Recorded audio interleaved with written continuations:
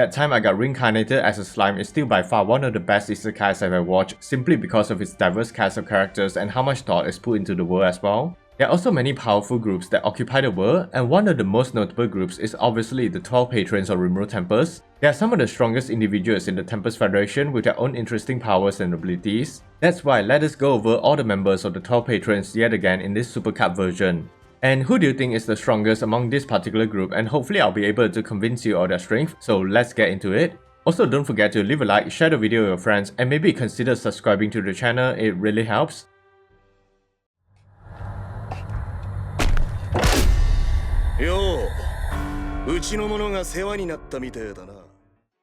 Before Benimaru became one of the subordinates of Rimuru Tempest, he was just a nameless monster that resided in the ogre village inside the Great Jura Forest. However, his village was eventually destroyed by the rampaging orcs and he managed to escape along with 5 other ogres. He would then encounter and fight Rimuru, thinking he was responsible for the destruction of his village. He was defeated by Rimuru and decided to briefly work with him until he has gotten his revenge on the orcs that destroyed his village. And Rimuru wanted to help them, so he gave the ogres names and they would become the third group of monsters to receive a name from him. After receiving his name of Benimaru, he evolved from an ogre into a Zegion, and at that point in time, he was considered to be the most powerful subordinate of Rimuru.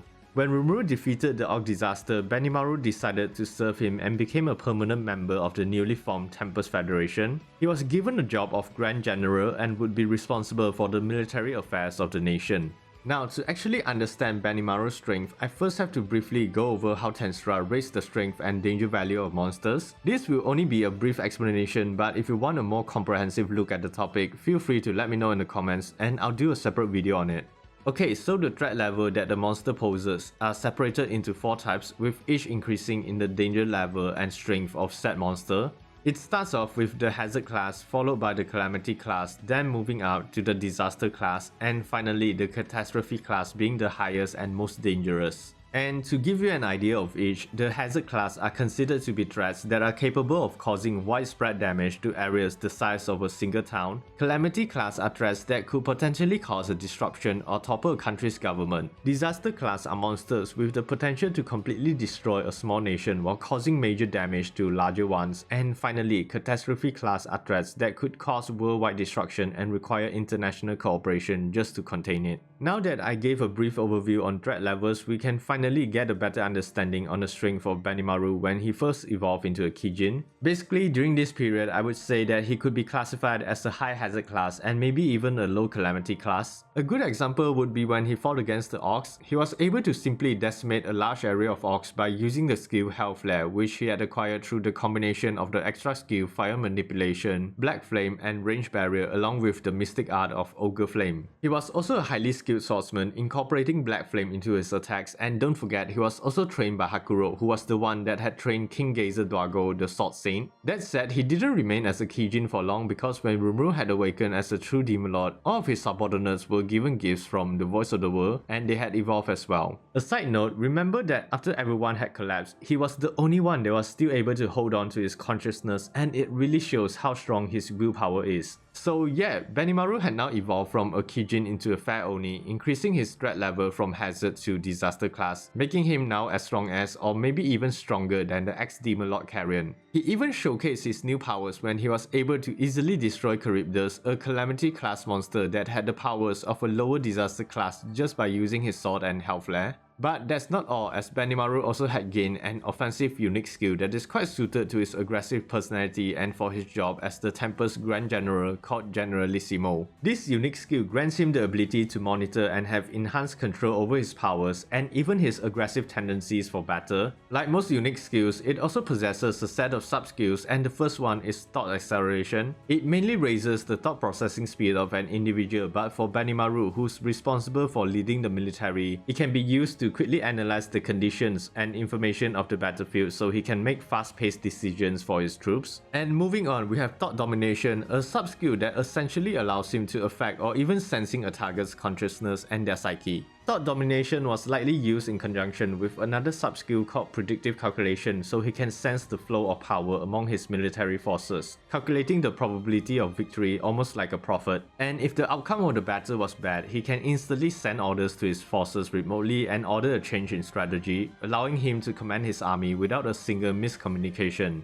Additionally, this sub-skill also helps Benimaru control the output of his strength and prevents energy waste. Lastly, we have Inspire Forces, which is, as the name suggests, it allows Benimaru to inspire and give a 30% or more boost to all of his forces. With his Kurenai force of 300 ogres who already had threat levels of at least Hazard class, a boost of 30% could in theory bump them up to even a Calamity class. Besides that, he also acquired a few additional extra skills like Magic Sense, which allows him to perceive the surrounding magical energy or magic cues. Heat Sense basically allows him to observe the heat around him, similar to Infrared Vision. Spatial Travel, a skill used for instant travel to locations the user has been to before. Steel Strength, which increases his overall durability and strength. Fire Manipulation, which allows the user to manipulate the element of fire. Haki, the ability to give off an intense aura to intimidate or incapacitate enemies. And Black Flame, which remained the same while his previous range barrier had evolved into multi-layer barrier, a thin invisible coating covering the body with several layers of different resistances. And speaking of resistance, he had quite a few as well, but the important one I wanted to mention is called Poison Resistance, because unlike the other resistances which he obtained normally, Poison Resistance was something he obtained through constantly taste testing Shion's cooking. I mean, this is clearly a sign of how powerful Benimaru is. He can survive Shion's cooking. However, even though Benimaru has already become quite powerful, he would grow more powerful when he awakened as a true Demon Lord after the Eastern Empire invasion on the Labyrinth. When the Eastern Empire was defeated, Rimuru had held a reward ceremony so he can award 100,000 souls to his subordinates who can awaken as true Demon Lords. As expected, Benimaru was the first to receive this reward, so he was given the souls and the new title of Flare Lord.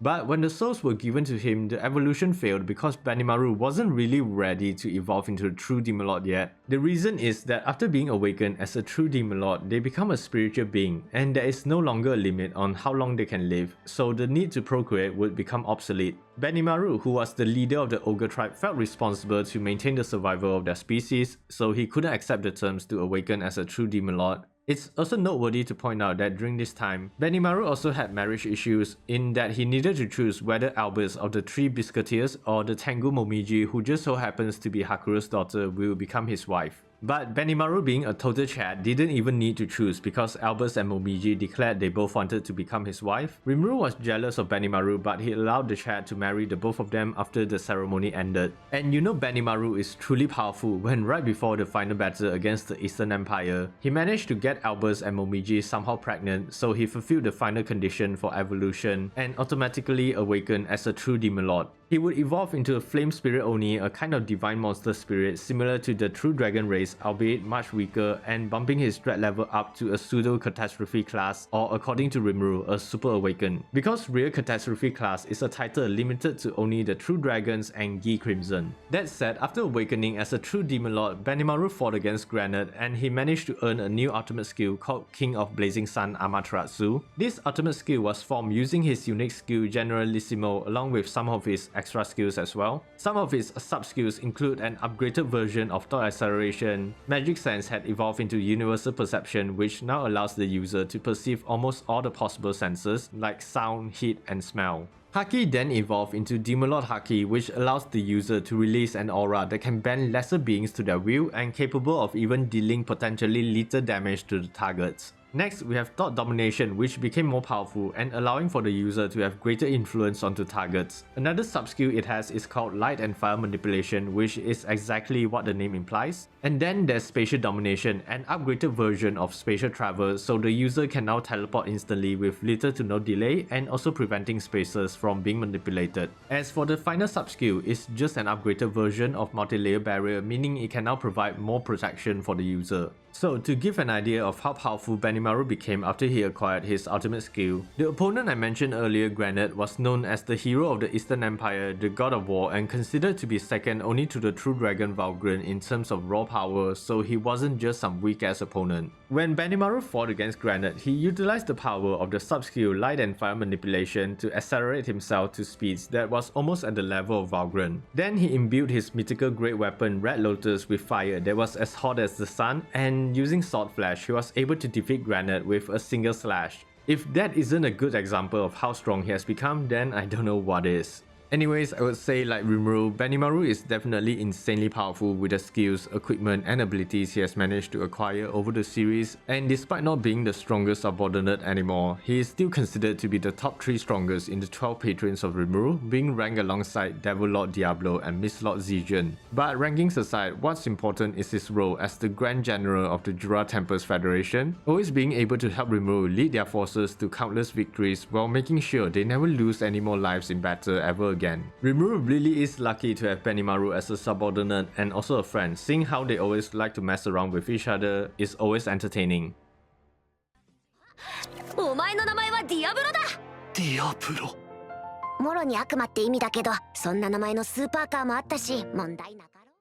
Before Diablo was summoned by Rimuru, he was known as Nuwa, one of the 7 primordial demons, the oldest of the demon race and considered to be the pinnacle of power when it comes to demons. During his time in the spiritual world, he was actually the strongest of the primordial demons and could only be rivaled by Gi Crimson, who at that time was known as the Primordial Rouge. However, because Nuwa didn't value strength and power that much, he remained as an archdemon while Rouge had entered the material world and obtained the name of Gi Crimson, becoming stronger than Nuwa. This was why Gi and the other primordial demons often label Nuwa and the other demons that are a part of his color as weird or oddballs, because they often value things that are considered to be against what a normal demon would prefer, such as the pursuit of power or causing destruction. But Nuwa knew he had the ability to evolve into a demon peer like Gi if he wanted to, but because getting stronger would make every fight too easy, he decided to stay the same. However, his carefree attitude changed when he became interested in a little blue blob named Rimuru Tempest. Because during a chance encounter with Shizue Izawa in the Kingdom of Fleetwood, he found out about her anti-magic mask possessing the ability to transcend time and infinity. This made him retreat to the spiritual world, and he would continue to observe Shizue and the mask until it fell into the hands of Rimuru Tempest. After seeing how the mask reacted to him, Nuwa concluded that he was linked to the origin of the mask, and if Nuwa worked for him, he would finally uncover the truth to the world. So Nuwa waited for the chance to be summoned, but when Rimuru had performed a greater demon summoning for Remerus, he got cucked by Beretta, and to add salt to the wound, Beretta was even one of his own descendants. However, Nuwa didn't need to wait too long, because when the Harvest Festival was about to begin, Rimuru had performed another greater demon summoning, and this time Nuwa finally answered along with 2 of his followers. He was immediately given the task to find Razan, who was hiding at the time, and after he found him, he was able to easily counter everything Razan used, but in the end, he won simply because Razan realized who Diablo truly was and he had passed out. Having said that, after Rimuru had awakened as a true demon lord, Nuwa joined the Tempest Federation as the 2nd secretary of Rimuru, and he was given the name of Diablo, named after the Lamborghini Diablo. After being named, he finally evolved from an archdemon into a demon peer, considered to be the 2nd highest evolutionary stage of the demon race, making him now a disaster class level threat that is almost at the catastrophe class. He had also acquired 2 unique skills in the form of the Great Wise Man and Tempter. The skill Great Wise Man served to improve his analytical capabilities, kind of like how Great Sage functioned for Rimuru, but minus the voice talking part. But unlike the Great Sage, this skill only had 4 sub-skills, and the first one is Thought Acceleration. It basically helps to boost Diablo's thought processing speed, and the second sub-skill is called Chant Annulment, and this allows him to cast spells without needing incantations. Next is the sub-skill of All Creation, and using this skill, he is able to comprehend almost anything. As long as what Diablo is looking at is visible or perceivable, he can know almost everything about it. This is a pretty nice ability for Diablo, because when Rimuru explains some of the concepts from his past life to Diablo, this allows him to quickly understand and interpret those concepts easily. And finally, we have Law Manipulation, which basically allows Diablo to manipulate the scientific and magical laws of the world. Of course, he still needed to have a certain degree of understanding of certain scientific or magical laws to be able to bring out its full potential, which is why it was always used in conjunction with All Creation. And to give an idea of how powerful this ability is when paired with Diablo. Before he even acquired this ability, it was stated that his computational ability was nearly on Wisdom King Raphael's level, so you can imagine with the Great Wiseman, it could now very well be on the same level. So moving on is the other unique skill Diablo acquired, which is called Tempter, and it allows the user to mentally restrict targets, completely limiting free will and able to make anyone under its effect into his servants. It consists of 3 sub-skills, the first of which is called Thought Domination, and it basically does what it sounds like. It allows Diablo to manipulate someone's mind according to his will, but it can only be done to those who submit to him. But he can easily overcome this by implementing another sub-skill called Charm, which allows him to mesmerize the target to make them easier to influence. Then we have the sub-skill Solicitation, and it causes those that are under the effects of Tempter to have their souls taken by Diablo, and through the souls he can either control or monitor the intentions of the target. If a target betrays him or they die, Diablo can easily sense it and quickly dispose of them by destroying their souls, basically like how Claymon had control over Muran. Now you'd think that's all to Tempter, but because Diablo is such an ancient and powerful being, he was somehow able to turn Tempter, a unique skill that only affected targets mentally, into a skill with the power to exchange reality and illusions. This resulted in him creating some additional hidden abilities, and the first one is called World of Temptation. What this ability does is that it allows him to create an imaginary world where he holds the absolute authority. He's also able to dictate the life and death of any target sent to that world, so think of it as something similar to the Mangekyo Sharingan.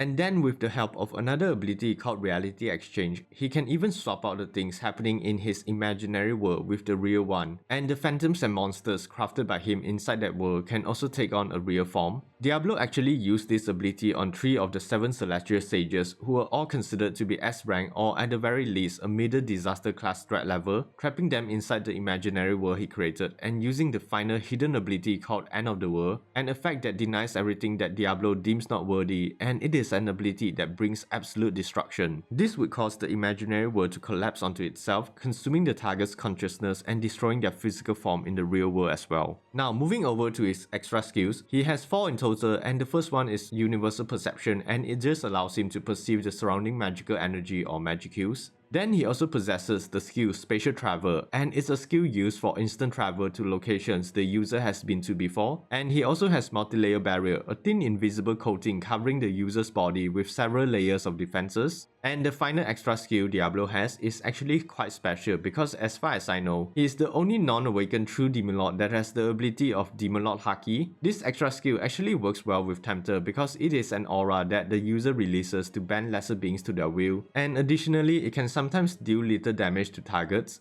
But besides his overwhelming power, Diablo is also quite the master negotiator and talent seeker. I mean, he even managed to persuade 3 of the primordial demons to join the Tempest Federation and was responsible for creating one of the strongest military units in Tempest, that being the Black Numbers. And it's certainly not an easy feat because the primordial demons that he recruited, Testarossa the White Primordial, Carrera the Yellow Primordial, and Ultima the Purple Primordial, were 3 of the most egocentric and ill-tempered among the other primordial demons. Although his intentions were simply to find competent people to give his jobs to so he can just focus on Rimuru, I would say that he still has quite a good eye for finding talented individuals. He was even able to bring over people like Razan, known as the strongest mage in the Western nation, and Ghidorah, the powerful court magician of the Eastern Empire. Granted, he did somewhat influence them with his unique skill Tempter, but it's still something noteworthy. I should also mention that during the end of the Eastern Empire's attack on the Tempest Labyrinth, Diablo joined the battle, and when I say battle, it was more like a slaughter because all Diablo did was snap his finger and he managed to kill Bonnie and Jill, 2 single-digit royal knights of the Eastern Empire considered to be the strongest warriors in the Empire. Then he proceeded to kill Krishna, number 17 of the royal knights, and finally he simply took out Kalguriel, the leader of the Armor Corps, who during this had awakened as a saint without even trying.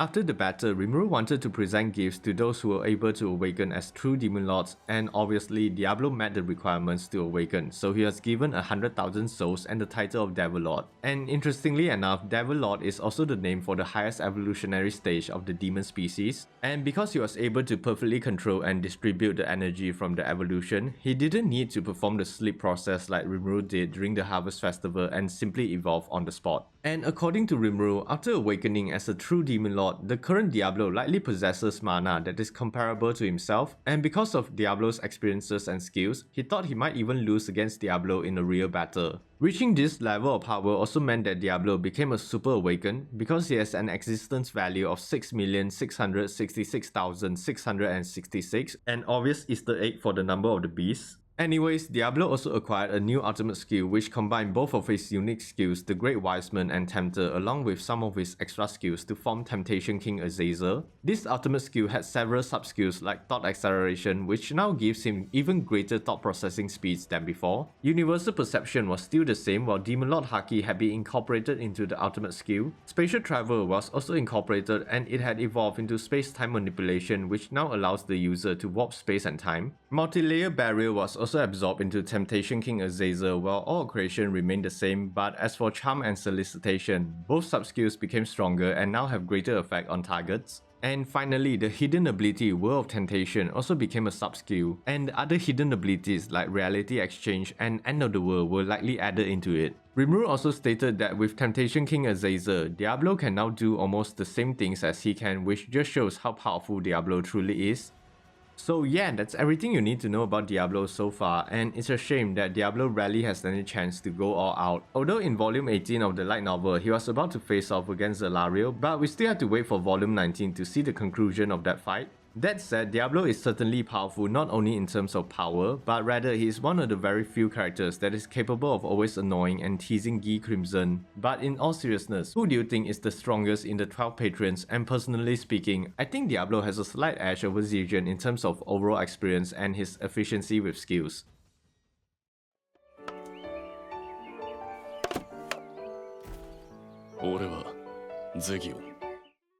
Originally, Zegion was just a nameless insect-type monster living in the Great Jura Forest along with another insect-type monster named Apito. He didn't really appear in the main anime of Tensura, but he did make an appearance in episode 9 of Tensura Nikki, which depicted him looking like a mix between a Japanese rhinoceros beetle and a stag beetle. And funny enough, after he and Apito became victims of Milim's affection, he decided to train and become stronger, which he definitely did. Now, he and the wasp have a very close relationship with each other. He even protected her from a monster one day, suffering injuries that left him on the brink of death. However, they were both saved thanks to Rimuru after he found them while walking through the forest. Because they had lost parts of their bodies, Rimuru decided to give them some of his own slime flesh, and using processed magisteel to replace their missing exoskeletons, and throwing in some full potions, both the insects were able to recover. Rimuru then named the stag beetle Zegion and the wasp Apito and gave each of them a job. Zegion was responsible for protecting the Trian village while Apito handled the collection of honey. And if you didn't know, besides Valdora, who shares a soul connection with Rimuru, Zegion and Apito can also be considered to be the only other monsters that share a soul connection with him after consuming his flesh. This would also technically make them a part of the Tempest family line, which definitely has somewhat of an effect of how strong Zegion and Apito would eventually become. But besides that, there's also the species they belong to, which makes them very dangerous, namely the Insecta race. They are a group of semi-spiritual monsters with the appearance of insects, and they originated from another dimension from the regular Tensura one. At first, there was only one Insecta in existence, and his name was Zalarius. He was created by Valdenava to protect the other worlds from the cryptic race, but I won't go into too much details. Just know that Zalarius created the Insecta race for the sole purpose to fight, and when they fully evolve into their humanoid form, they can easily become disaster level threats or even the super awakened level. They have immense physical strength and speed, protected by a layer of exoskeleton that is almost unbreakable, and they have very strong magic resistance. You could even say they negate almost all magical abilities. Their race can also harness the power of spirits, making them an easy counter against demons. To give you an idea of the potential threat of the Insecta race, Razu, a friend of the former hero Granba Russo, was able to single-handedly defend the entire northern part of the Holy Empire Lubarius for 1,000 years from demons that were descendants of Guy Crimson. And the fact that Razu later was able to fight against Ranga and Shion, both disaster level threats, at the same time while still having the advantage really shows just how strong the Insecta race is. Zegion is kind of similar to Rimuru, and he was already a character set up for success right from the start, so it's not surprising surprising he would eventually become one of the strongest subordinates of Rimuru. That said, Zegion continued to protect the Treant village in the Jura forest until the events of Rimuru building her new labyrinth in Tempest. When she wanted to build a labyrinth, Rimuru decided to convert it into a dungeon crawling attraction, so he needed to populate the floors with bosses. That's when he decided to invite Zegion and Apito to become floor bosses. During this period, Zegion was placed on the 80th floor and he mainly spent his time training with Valdora to learn the Valdora style killing arts, basically all the moves he learned from reading the sacred text Rimuru gave him. And after training with Valdora and constantly absorbing his magic kills, Zegion would undergo an evolution and evolve into his humanoid form, now giving him an appearance reminiscent of a Kamen Rider. Rimuru would give Zegion the title of Insect Kaiser, and he has now reached the level of a disaster level threat and might possess a similar level of strength or maybe even more than the Insecta Razu. Just a frame of reference, not even the three primordial demons Testarossa, Ultima and Carrera managed to win against Zegion after he acquired his humanoid form. Diablo did also mention even he had a hard time against Zegion. Granted, he did not want to harm parts of Zegion that had Rimuru's cell, so he was slightly handicapped, but whether or not Diablo actually can beat him is another matter. Besides that, Zegion also became the strongest entity inside the labyrinth apart from Valdora, and he even took over the job of Labyrinth Overseer, which was previously Beretta's job. Because Zegion and Rimuru had a soul connection with each other, he was able to acquire some of Rimuru's abilities. For instance, Zegion has the unique skill of spatial domination, an evolved version of spatial manipulation that allows him to teleport to any place he has been to, as well as locking the space around him to prevent it from being manipulated. He also acquired the skill Universal Barrier, and this allows him to have the absolute defense with multi-layer barriers and having spatial properties between each of the layers. Of course, he also possesses a few of the general skills that you would expect from someone of his level, like Awe of Creation, Thought Acceleration, Universal Perception, and Demon Lord Haki, even though he has yet to awaken as a true Demon Lord, which is similar to Diablo. Also, did I mention his entire body is a literal weapon, being able to transform his exoskeleton at will to create blades that can cut through even mythical grade equipment. Zegion also had a powerful ability known as Dimension Ray, which allows him to sever dimensions and disconnect space, and any target within the line of fire will be instantly ripped apart. An example of when he used this ability was when the Eastern Empire attacked the Labyrinth. He had gone out to meet the enemies and there were 4 in total. 3 were the Empire's Imperial Near Guards, Bazan, Reha and Krishna, who defeated Adalman and his forces, while another one was the Major General Minute, who managed to defeat Apito by himself. The 4 enemies were easily at the disaster level, but despite being quite strong, they were nothing compared to Zegion, who before even facing them, was just meditating and chilling on top a pile of Imperial soldier corpses. If that isn't a power move, I don't know what is. And calling their battle against Zegion a battle would be a disgrace because it was more like a slaughter. Based on what Rimuru said, Zegion took only 1 minute to wipe the floor with the 4 of them. The first to go was Bazan, who died from a single punch by Zegion, and Reha was straight up cut in half without knowing what happened, while leaving only Krishna and Minute, who did try to put up somewhat of a struggle with their strongest abilities, but in the end they were easily ripped apart by Zegion's Dimension Ray. However, Zegion's power would only become greater when Rimuru held the reward ceremony after the Eastern Empire Labyrinth attack was stopped.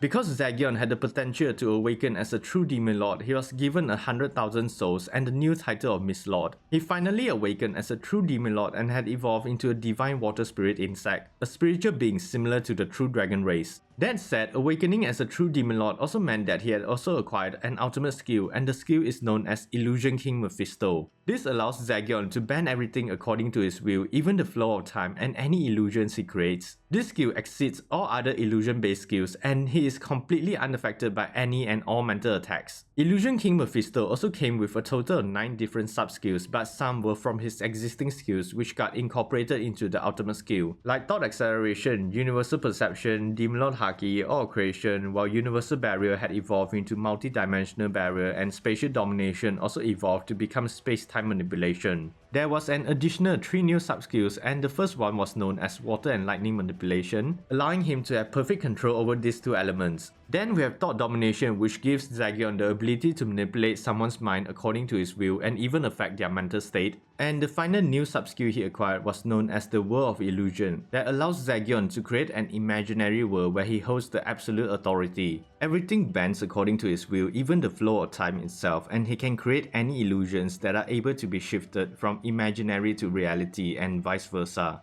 However, that isn't all, because using his World of Illusion, Water and Lightning Manipulation, and Thought Domination, Zegion managed to create an ability known as End of Dreams. This ability basically places a curse onto a target, and if the target has any conscious ill intent towards Rimuru or his allies, the ability will activate and he has the absolute authority to dictate whether they live or die. However, targets are still able to move freely and their will isn't restricted, but Zegion can still sense them from anywhere in the world, and Rimuru also stated that not even Yuki Kagurazaka's anti-skill is able to stop this ability. And if you think having an ultimate skill and the ability End of Dreams were not enough, Zegion also possesses an insta-kill ability known as Dimension Storm. He is able to create a high-energy rainbow-colored storm of a different dimension that will swallow any target and erases their whole existence. Zegion actually used the skill Dimension Storm and End of Dreams during his fight against Dino, but I want to first mention the fight that happened prior to him using the skills on Dino. What happened was that Zegion managed to take on Dino's Fallen Sky Strike straight on, which mind you was empowered by his mythical great sword, the Crumbling Fang, and stopping it with a single hand is already a good indicator of how strong he has become. Afterwards, Zegion would use Dimension Storm on Dino, but before erasing him, Zegion planned ahead and placed the End of Dreams curse onto Dino, showing that he wasn't just a fighter, he's able to win through his mind as well. The reason he placed the curse was because he already knew Dino had the Resurrection Bracelet ready, and his priority was to stop Dino and keep Ramires safe, so he didn't care if he escaped. Plus, Zegion was confident that the curse was enough to deter Dino from ever doing anything again, so he let him be. Now, I know people are going to complain that Dino was just lazy and underestimated Zegion, but being able to take advantage of the situation to defeat someone like Dino, one of the members of the Octogram, and one of the 7 original angels before he became a fallen angel, is already an amazing feat.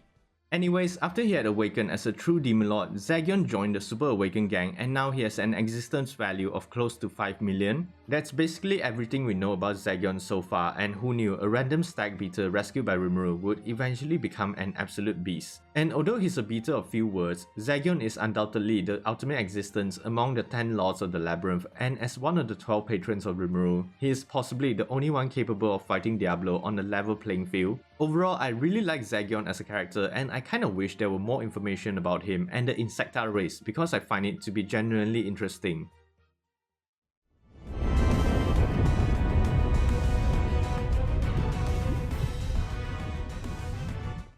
To start, Carrera, or the Yellow Primordial June, was one of the primordial demons that ruled over the underworld. She's a battle maniac who constantly fought with the white and purple primordial in the underworld, and because of their constant fighting, they would earn the nickname of the Demoness Trio. Before she was recruited by Diablo, the Yellow Primordial was responsible for guarding the Underworld Gate located in El Dorado, the country ruled by Demon Lord Leon Cromwell. Because the gate was located quite close to the capital of El Dorado, she would come out on a daily basis to fire random nuclear magic on the city for fun, and she's basically a blonde Megumin.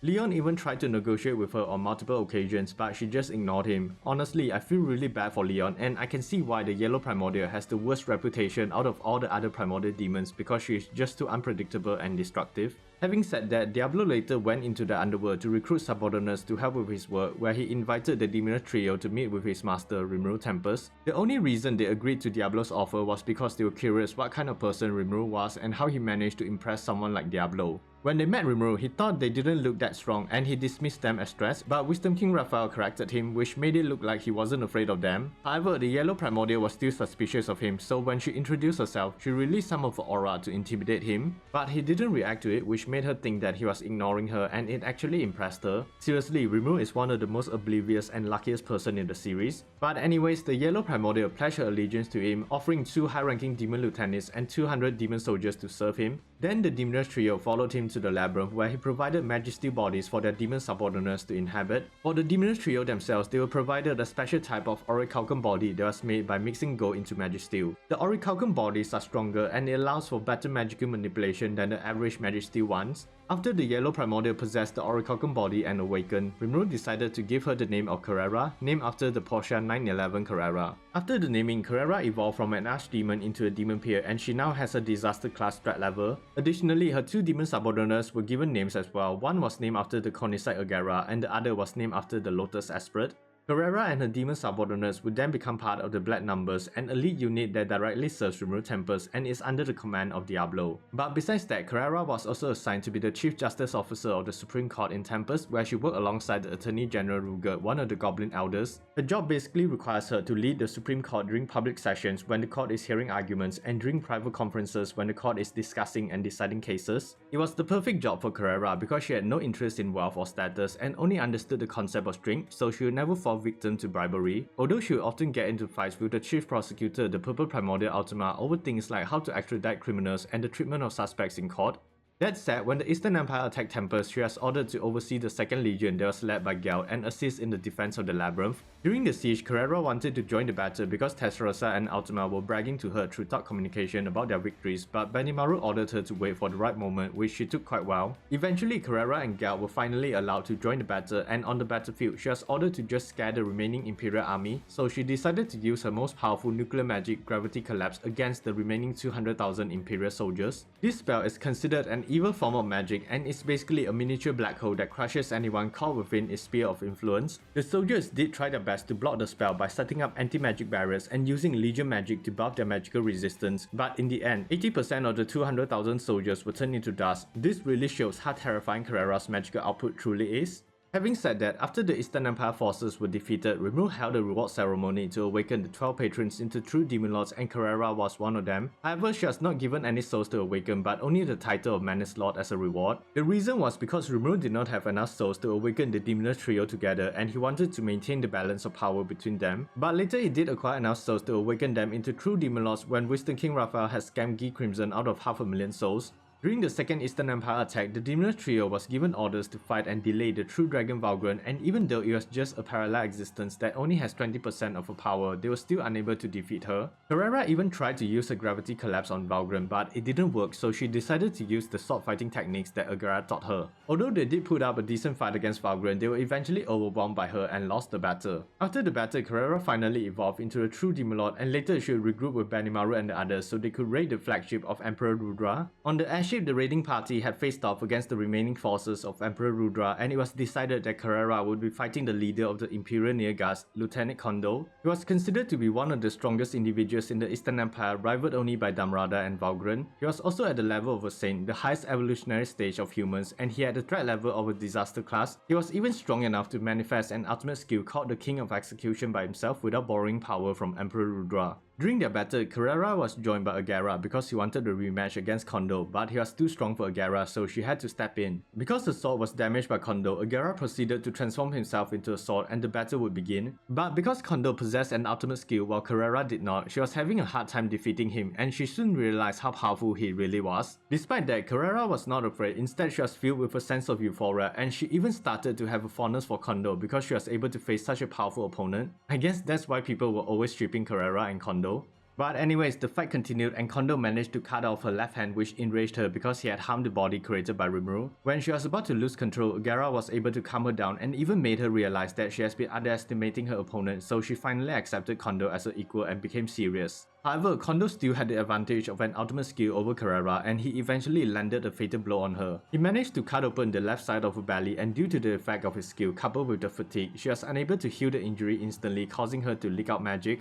On the verge of defeat, a newly awakened Seal had reached out to Carrera, offering her power, and the power she received was in the form of the ultimate skill Annihilation King Abaddon, the absolute power that can destroy everything, but I'll talk about the skill later. For now, let's continue with the battle first, and because now that Carrera has her own ultimate skill, she regained her strength and was about to unleash her strongest magic attack, the Final Collapse Annihilation Wave, to end the fight. This is an ultimate level magic that surpassed even Gravity Collapse, and it was so powerful that it could be used to destroy the planet. By placing matter evoked from the bottom of hell in the gravitational collapse force field, the magic created from the reaction will release a powerful wave of energy blast that is said to be beyond comprehension. Kondo knew that he couldn't stop the attack, and desperate to end things as well, he charged towards Carrera, taking the full blast of Final Collapse, but as he got close, Carrera used the Sword Art 100 Flower Dagger, breaking Kondo's blade and slashing through his shoulder. With that, Kondo fell, but before he died, he asked Carrera to inherit his broken gun and fulfill his promise to Emperor Rudra, which is to kill him with the gun if he ever loses control. He offered everything he has, including his soul, to Carrera, and the moment his fingers touched the broken gun, it blossomed with a golden glow, transforming the material of the gun into the mythical grade. His soul fused with the gun, and he has now basically become Carrera's new partner, which is quite fitting.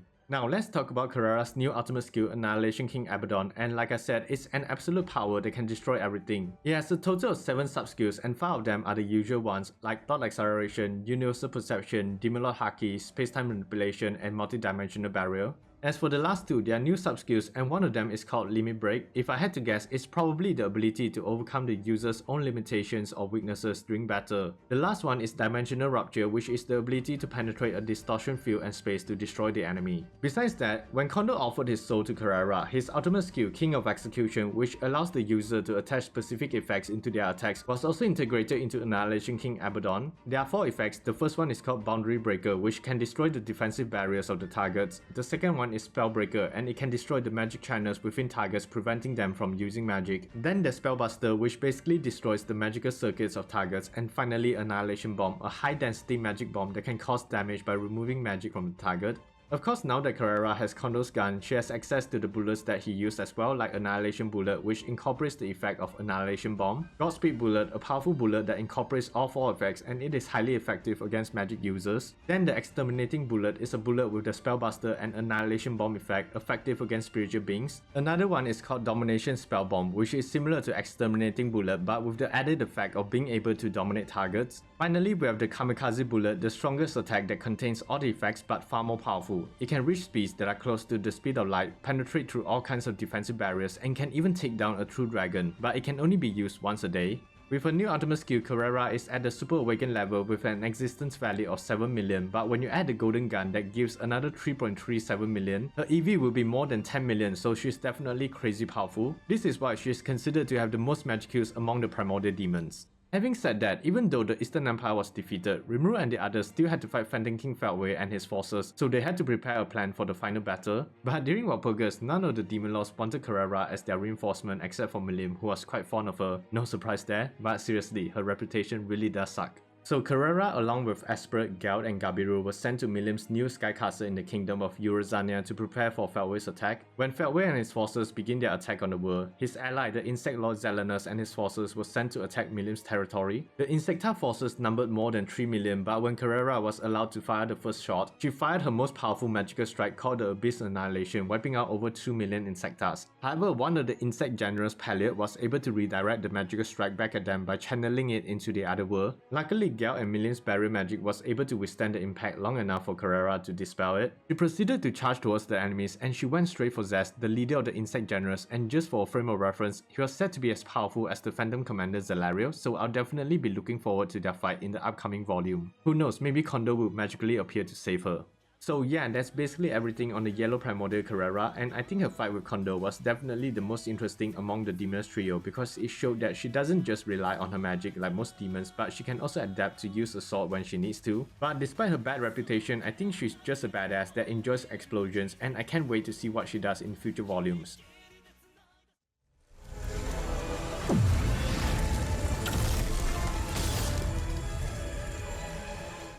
Before we talk about the current Testarossa in the light novel, let's go over a bit of her past, starting with an infamous event that was related to her, the Lakeshore Dyed Red incident. It starts in a small nation located in the Eastern Empire known as Suberia. Because since ancient times, the land used to be the domain of the White Primordial Blanc, and the first queen of Suberia had made a pact with the demon. The conditions of the pact are as follow. Until a vessel suitable for the Primordial Demon to possess is born, the demon will always protect the land and its people. So that's why the Suberian royal family possessed crimson eyes, pale white skin, and shining white hair, because these were all the blessings from the demon. So with that in mind, this incident started with Princess Blanche named Suberia, the next in line for the throne. She was approached by the White Primordial after her mother died, and the demon offered to fulfill her wish in exchange for a favor. This favor was of course the pact made between the demon and Suberia. The princess had wished to become friends with the demon, which surprised her, but the demon accepted, so she latched onto the body of the princess. Thanks to the White Primordial, the princess was able to find happiness again, but when she turned 16, everything fell apart, and in her own despair, against the wishes of the demon, she invoked the pact and offered her soul and body to the demon. The White Primordial was deeply saddened and angered because she truly considered the princess as a true friend, so she decided to kill those that hurt the princess and consume their souls, leaving a wave of blood flowing into the lake, dyeing the lake scarlet.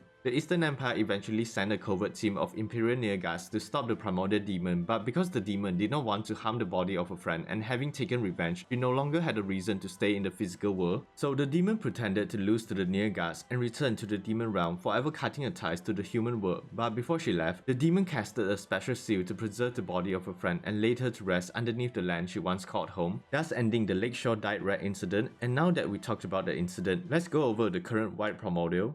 Testarossa, or also known as the White Primordial Blanc, is part of the 7 primordial demons considered to be the oldest and most powerful demons in the demon realm. Before she joined Rimuru Tempest, she was the guardian of the Underworld Gate located in the Eastern Empire, but whenever she is not guarding the gate, she will be fighting the yellow and purple primordial demons. Because the 3 of them constantly fought with each other, the other primordial demons often referred to the 3 of them as the Demoness Trio. Later, she along with the yellow and purple primordial were recruited by Diablo, who was looking for subordinates to help out with his work. But before she accepted Diablo's offer, the White Primordial actually wanted to kill him, and according to Diablo, she apparently does have the ability to harm him if she was serious, which is saying a lot about how powerful she already was. But anyways, the Demoness Trio only agreed to meet Rimuru because they were curious about the creature that managed to capture the heart of Diablo. When they met Rimuru, they were impressed by how easily he saw past them hiding their auras, but only because Wisdom King Raphael had helped him. Honestly, Rimuru's ignorance is truly a blessing. She offered her loyalty to Rimuru and brought with her 200 demon soldiers and 2 high-ranking lieutenants. They were added into the Black Numbers, a newly formed elite unit that is under the leadership of Diablo, and they directly serve Rimuru. Rimuru then prepared magic steel bodies for the demons to inhabit because demons are spiritual life forms with no corporeal body, so their magic cues would dissipate if they remain in the world for a long period of time. As for the White Primordial, she was given a special body made from orichalcum, a material that is obtained by mixing gold with magic steel. Orichalcum has higher quality and greater strength than normal magic steel, and the gold actually makes the skeleton easier to control because gold is very compatible with magic cues. She possessed the orichalcum body and she was able to quickly acclimate to a new body, so now that she obtained a physical body, the White Primordial was able to break through the ceiling of power that limited demons and evolve from an archdemon into a demon peer, giving her a disaster class threat level. She and her 2 lieutenants were also given new names by Rimuru, and just like Diablo, they were named after supercars. The White Primordial would receive the name Testarossa, named after the Ferrari Testarossa, while her 2 lieutenants received the name Moss and Shion, named after the Mercedes SLR Sterling Moss and Cadillac Shion. Like I mentioned just now, Testarossa was recruited to handle Diablo's chores, and because she was familiar with politics, she was given the job of being the military attaché of the Tempest Federation. Her job required her to act as a representative of Tempest on the Western States Council and speak on Rimuru's behalf, be familiar with the laws of Tempest, and informing the other nations about them. Not only that, if Tempest were to deploy military forces to foreign nations, she would also be responsible for commanding those armies.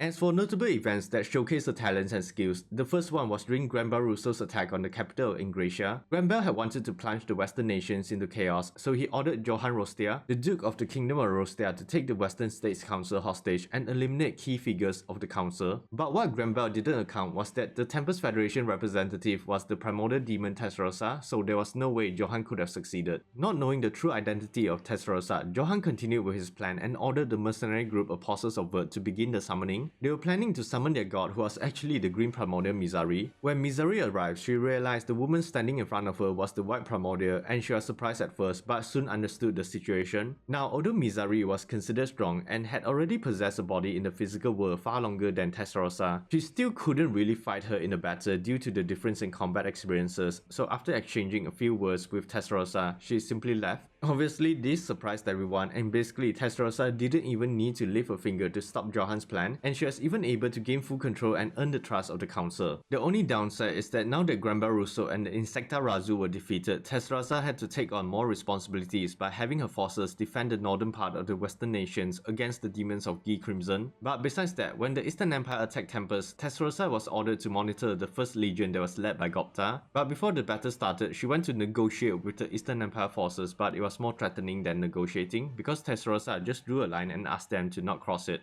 Guys, the Lieutenant General leading the army was triggered by her and ordered the snipers to fire at Testarossa. The bullets were traveling at 3 times the speed of sound and imbued with magic, but she simply blocked it with her index finger like it was nothing. But there's more. When she was given the order to join the fight, she headed straight for the enemy stronghold and killed most of the soldiers present by taking away their souls, leaving only Geist to play with. Geist was lucky because 3 Imperial Nearguards arrived just in time to help, and they just so happened to be the same individuals that sealed Testarossa away during the Lakeshore Dyed Red incident. These three individuals were the rank 11 types, Balder rank 38 and Gordon rank 64. They were all at the level of a sage, putting them at least at a disaster class threat level, and because they thought they defeated Testarossa all those years ago, they could do it again, but that is just wishful thinking. Testarossa easily broke through their spells and they fell into despair when they realized how strong she has become. Eventually, she decided not to play with food anymore, so she simply used Death Streak to clean out the remaining enemies on the battlefield. Now, Death Streak is a type of nuclear magic considered to be an evil form of magic that releases a magical death ray that can destroy the target's physical bodies on a genetic level, even allowing the user to destroy the spiritual body or soul of enemies in a radius of 10 kilometers.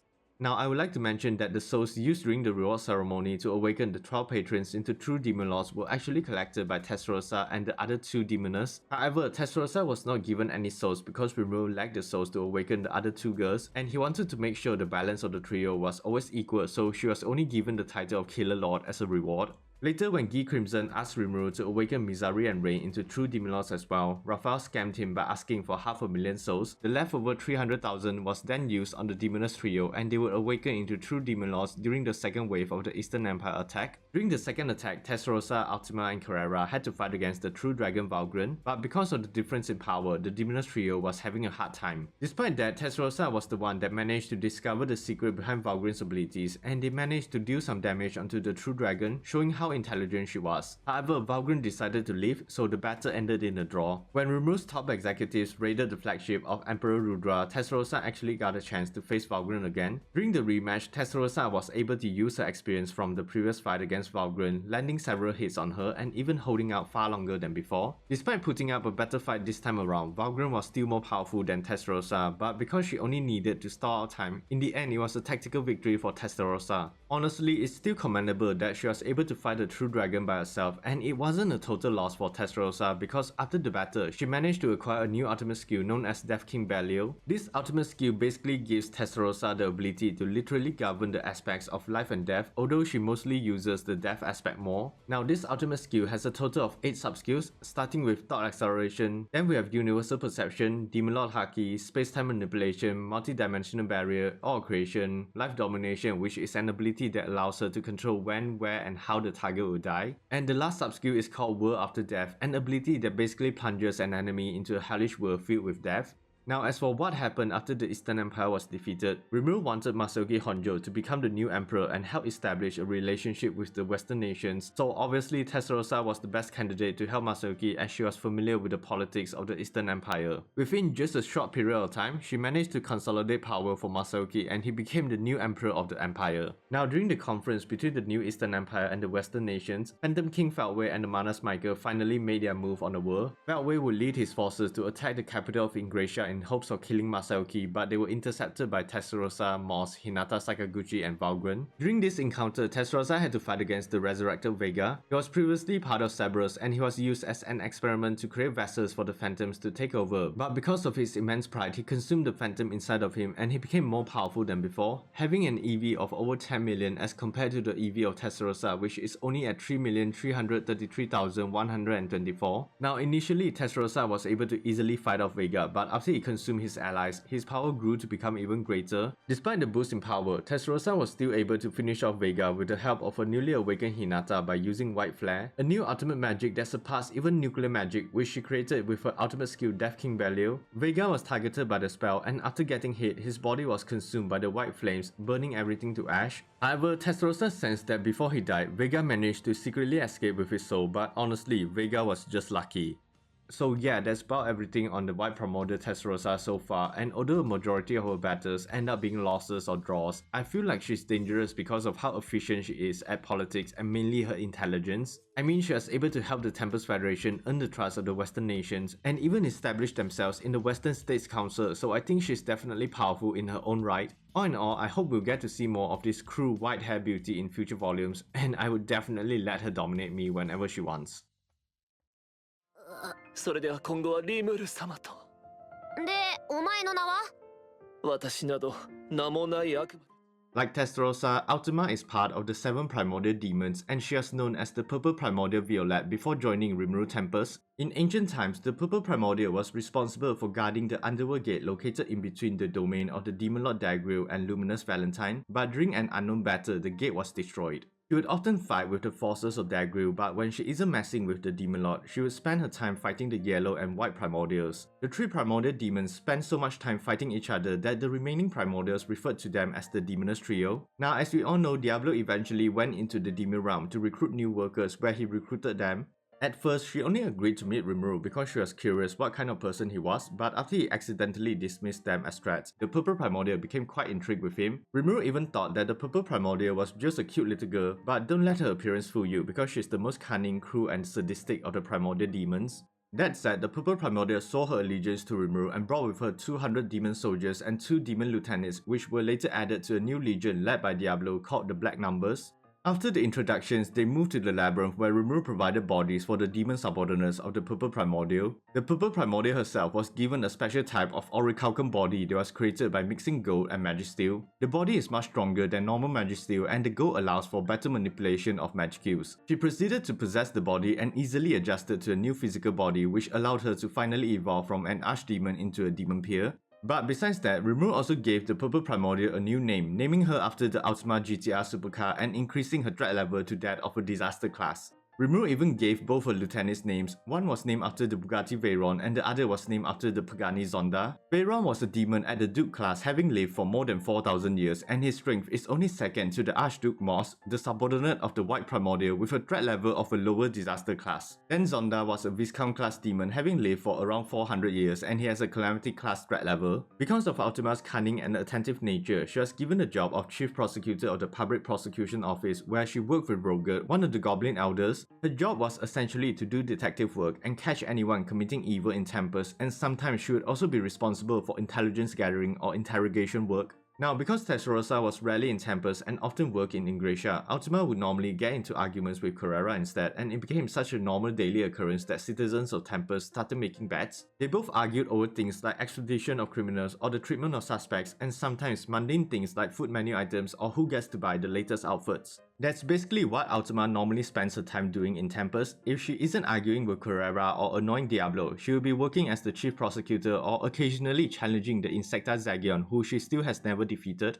Now, when the Eastern Empire attacked Tempest, she was placed in charge of watching over Gabiru's 3rd Legion, which comprised of the Blue Numbers and the Hero. During the battle, Gabiru and his forces were engaging the enemy airships, and because Ultima was an advisor to the Legion, Gabiru asked her for permission to experiment with the Dragoneer's Dragon Warriorization ability so they can use it to break through the airship's defenses. Ultima was hesitant to approve it, but after realizing that if Gabiru and his Hero were successful in defeating the airships without her help, and if they managed to get stronger, Rimuru might praise her, so she allowed it. But eventually they were overwhelmed by the enemy airships, and Gabiru himself even got trapped by the mana disruptors. Luckily, Rimuru gave the order for Ultima to join the battle, so she headed straight for the leading airship. Inside the airship, the Major General Faraga, the leader of the Air Combat Flying Corps, was celebrating his victory because he thought that Gabiru was the resurrected true dragon Valdora. But when he turned to his side, he saw a beautiful purple hat lolly sitting next to him. This was of course the Purple Primordial Ultima, and she somehow managed to get past the mana disruptors, snuck on board the airship and found a seat right beside Faraga. I mean, that's a Giga Chat move right there. She then introduced herself and asked about the airships, how they work, and even inquired about the remaining forces in the Eastern Empire. I mean, it's not surprising because, like I said, her job was not just finding evidence and detective work, she was also an intelligence marshal, so of course gathering useful information was part of the mission. Faraga was angered by Ultima's attitude, so he ordered the officers to turn the mana disruptors towards the interior of the ship, hoping to cut off her magic use.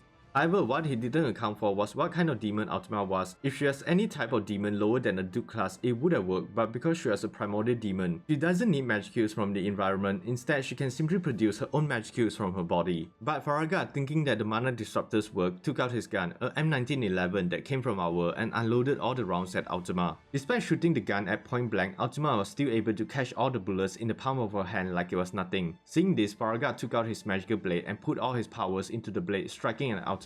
But before the blade landed, she already teleported behind him. Ultima became annoyed by his actions and decided it was best to just extract the information she wants forcefully, and so the bridge began to be filled with the sounds of balloons popping, filling the interior with blood and headless corpses, leaving Faraga the last one alive. In his desperation, Faraga ordered the surviving mages on the airship to pour all their magical energy into summoning a flaming giant, a high-ranking spirit that can only be summoned by heroes, but Ultima simply used the elemental magic Frozen Hell to freeze and shatter the flaming giant. Ultima became bored, so she spared Faraga, letting him fall into despair, and before she left, she created an Abyss Core, a very potent elemental magic created from pure mana, allowing it to manifest into a powerful black flame. The massive flame engulfed the entire airship and eventually expanded into nuclear fire, the ultimate destruction magic. The nuclear fire exploded and it spread to the other airships as well, burning and consuming everything. On her way out, she grabbed Gabiru and she did contemplate about leaving him there as a punishment, but she decided against it, fearing that Rimuru might get mad if she accidentally killed Gabiru. Although she did receive the chance to reprimand Gabiru afterwards when Rimuru agreed to let her provide some training to the Dragonutes.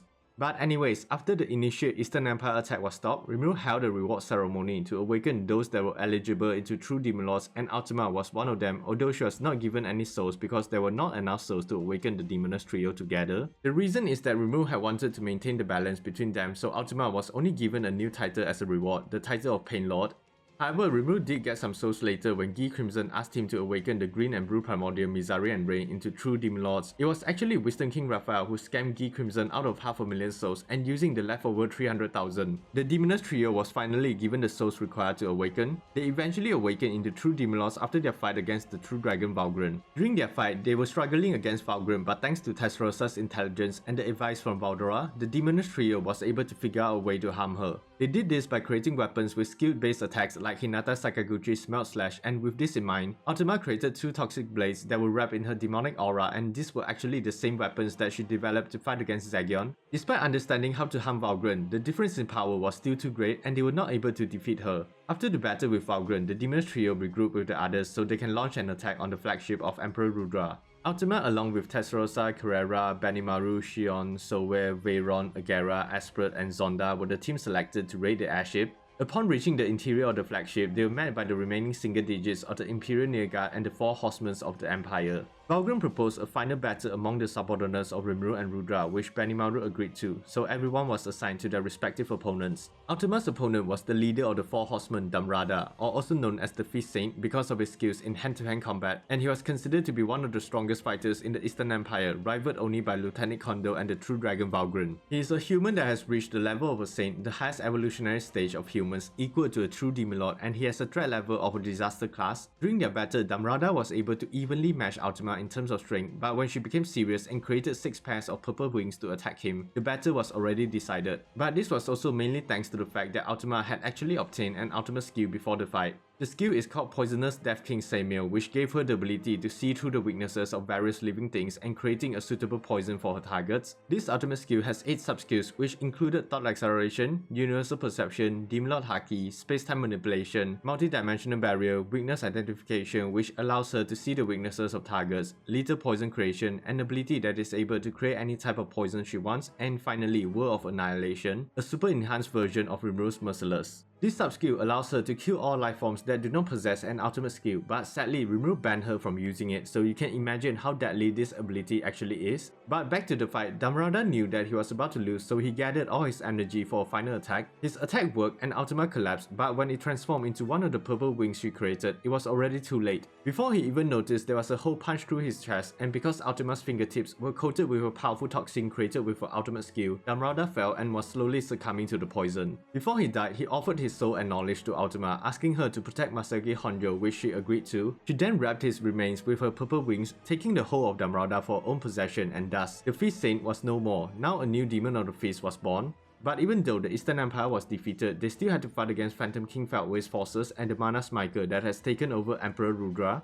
During Walpurgis, it was decided that Ultima, along with Veyron and Zonda, would be sent to the Holy Void Damagania, the domain of Dagru, and home to Heaven's Tower, a gateway that is connected to the Heavenly Star Palace, the residence of the Star King Dragon Valdonava and the Angels. When Feldway and Michael started their attack, a huge tremor was felt throughout Damagania, and when Heaven's Tower opened, Dino, Leon, Gracia, Pico, and Fen, the youngest brother of Dagru, came out. During this encounter, Ultima had to fight Gracia and Pico, who were both primordial angels, but she was confident of beating them because the both of them only had an EV of 2 million compared to Ultima's own EV of 2,067,000. However, Dagru suddenly changed size and had betrayed them, so Ultima and Veyron were left alone to fight Leon, Dino, Pico, and Gracia, but luckily Rimuru arrived with reinforcements. Michael arrived as well, and they were ordered to retreat, but eventually Rimuru defeated Michael. When the battle ended, Ultima, Veyron, and Zonda were sent to Lubarius to help Shion fight the giants, so I'm definitely looking forward to that in the upcoming volume. Anyways, that's everything on the Purple Primordial Ultima so far, and I don't know why, but she kinda reminds me of Tanya Deguracha from Yojo Senki because she's also a cruel and sadistic lolly like her. Although Ultima is not really my favorite Primordial out of the Demoness trio, I did found scenes with her to be quite interesting and I look forward to seeing her in future volumes. But yeah, a demon lolly girl, what's not to like? 仕事だから To start, Shion used to be one of the many monsters that inhabited the Great Jura Forest, and she belonged to the Ogre tribe along with Benimaru, Shuna, Soe, Hakuro, and Kurobe. But as we all know, her village was attacked by the orcs and she had to flee the village with the remaining survivors. After escaping, they would eventually meet Rimuru and quickly surrendered after Benimaru saw how powerful he was. After a series of events, she and the other ogres became the third group of monsters to be given names by Rimuru. She was given the name Shion and had evolved into a Kijin, a powerful species of monster that has the rank of Special A, or also known as the Calamity class. She participated in the battle against the Orc disaster where she easily took out hordes of orcs with her Hercules edge, and she even showed how strong she became after evolving by literally splitting the earth open with her strength. After the Orc disaster was defeated, Benimaru decided they want to stay and become subordinates of Rimuru, so Shion was given the role of being his secretary and bodyguard. She also has a very cute and competitive relationship with Shuna, constantly fighting for Rimuru's attention, but they are still very close friends. However, Shion's biggest turning point was during Rimuru's awakening as a true demon lord. During a preemptive attack by the Farmer Kingdom, Shion had faced off against the otherworlder Shogo Taguchi, who was around the Calamity threat level while she was weakened by the anti-magic barrier, and she was still able to equally match him. The only reason she did not finish him off was simply because of the rules set by Rimuru to not harm any humans. However, we all know what happened and she was eventually killed, but even then, she was only killed because she had to protect a little girl from the charging Falmouth Knights. So in the end, Shion along with 100 people were killed, but thanks to the barrier surrounding the city, all their souls were not scattered into the world, so Rimuru still had a chance to save them if he became a true demon lord. So he decided to wipe out the entire Falmouth army and undergo the transformation. When he awakened as a true demon lord, the ultimate skill Wisdom King Raphael took control of his body to perform the secret art of resurrection to resurrect the dead. The ritual worked, and the people that were killed would eventually become a new immortal unit under Shion's command called the Yomigairi, and they had acquired the extra skill Perfect Memory EX and Self-Regeneration EX, which I'll explain in a bit. Now, during the resurrection, Shion had evolved from a Kijin into a Wicked Oni, a parallel branch of evolution from a Fair Oni, making her now at the S rank or disaster class threat level. Now, a bit of theory crafting. What I personally think is that the only reason Shion evolved into a Wicked Oni was because when Raphael was about to perform the ritual, she didn't have enough magicus for it, and it was only enough after she had used the two greater demons Diablo offered as sacrifices. And because Demon Magicus likely has dark properties, when it was mixed in with the rest of the Magicus, it somehow altered the resurrection, which could explain the change in her evolution from the other Kijins and made her into a Wicked Oni. But that's just a theory. A slime theory. What the fuck? That said, as a Wicked Oni, Shion had obtained several important skills that would make her a very dangerous and powerful individual. But first, let's go over some of the intrinsic skills that a Wicked Oni possesses, and the first one is known as Ultra Speed Regeneration, an enhanced version of the self-regeneration I mentioned just now, and it gives the user incredible regeneration properties. The only way to stop the regeneration is to literally destroy the entire physical body of the user on an atomic level, or using skills that bypass the physical body and is able to target a user's spiritual form. Then there's Perfect Memory, but I'm not sure what the EX means because the function is just the same. It's an ability that allows the soul of the user to survive in a spiritual form even if their physical body is destroyed, and they are even able to retain their memories after being revived. This is why Ultra Speed Regeneration and Perfect Memory work well together, making them basically immortal as long as their spiritual form remained. Now, the last intrinsic skill a Wicked Oni possesses is the ability of Ogre Berserker. It mainly helps to increase the physical attack of the user, additionally boosting their strength, speed, and other physical attributes as well. But that's not all, because after she was resurrected, she also received a gift in the form of the unique skill Master Chef.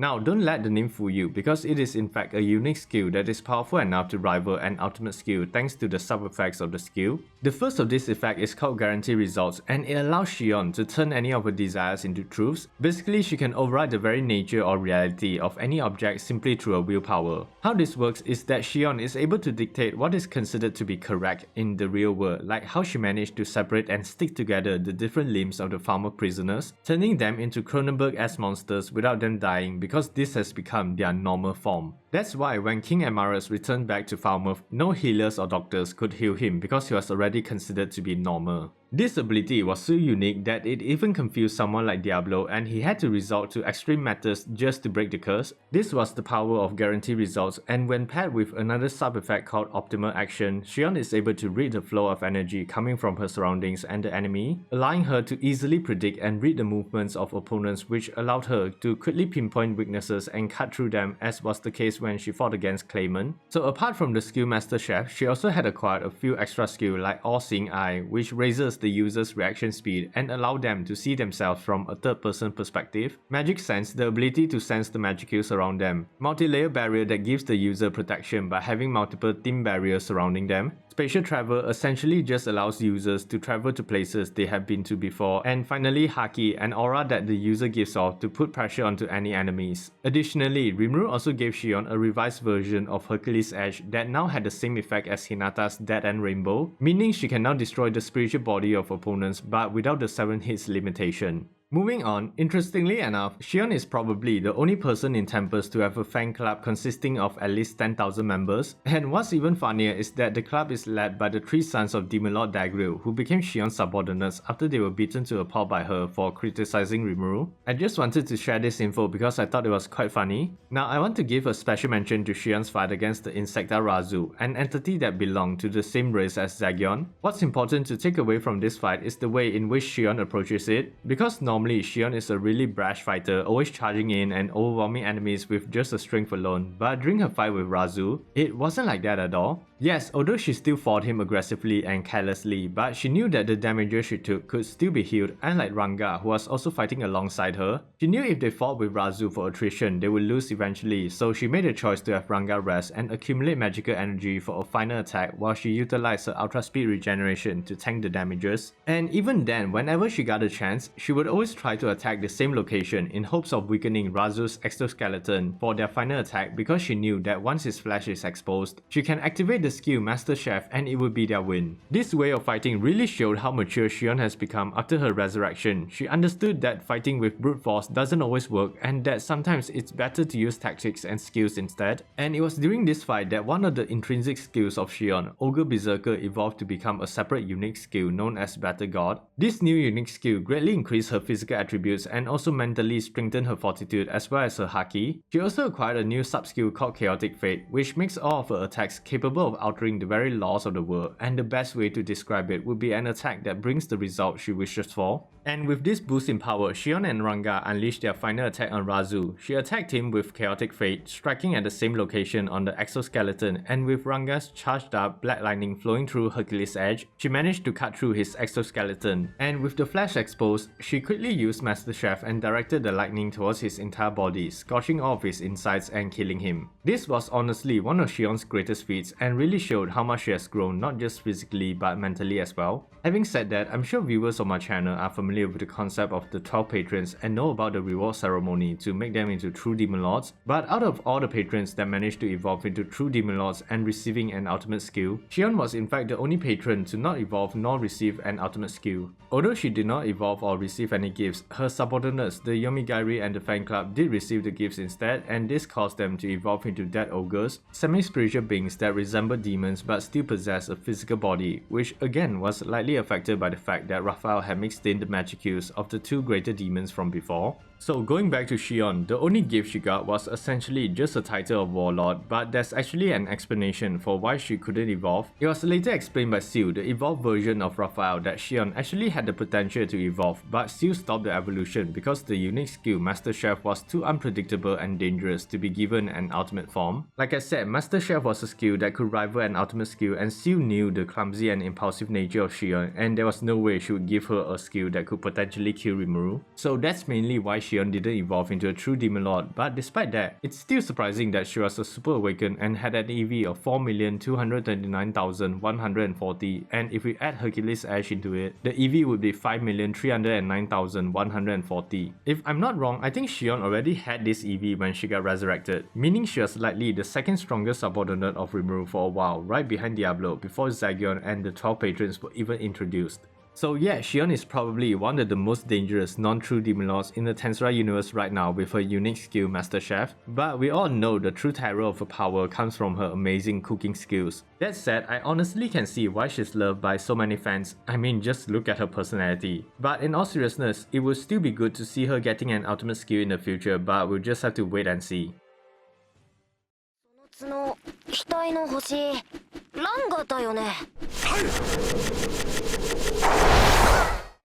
To start, Ranga was the son of the leader of the Fang Wolf tribe, but when they attacked the Goblin village, Rimuru killed his father and consumed him. Ranga and the other direwolves then submitted to Rimuru and joined the Goblin village. He would then receive his name from Rimuru, and because all the direwolves in the pack are connected, Rimuru only needed to name him and the rest would be able to share the benefits. So as a result of naming, Ranga and the direwolves all evolved into Tempest Wolves, even adopting the Storm element thanks to Rimuru being related to the true dragon Valdora, and they now have a threat level of rank B. He also grew larger in size, but luckily he did acquire the ability to control his size, otherwise he would constantly damage the surroundings or blowing away his cheeky blue master just by vigorously wagging his tail. Now although Rimuru did kill Ranga's father, he doesn't hold any resentment towards him because he believes in the idea of might makes right, and besides, Ranga is actually grateful that Rimuru named and forgave his clan, truly the best loyal doggo. But moving on, when Gupta discovered the ability of Shadow Step, it now allowed the Tempest Wolves to enter and hide inside their partner's shadow, and they are even able to travel long distances within shadows as well. That's why whenever Ranga is not needed, he often resides inside Rimuru's shadow and was indirectly exposed to his magic kills. Because of this, Ranga managed to reach the evolutionary stage of a Star Wolf without anyone noticing, now giving him a threat level of rank B+.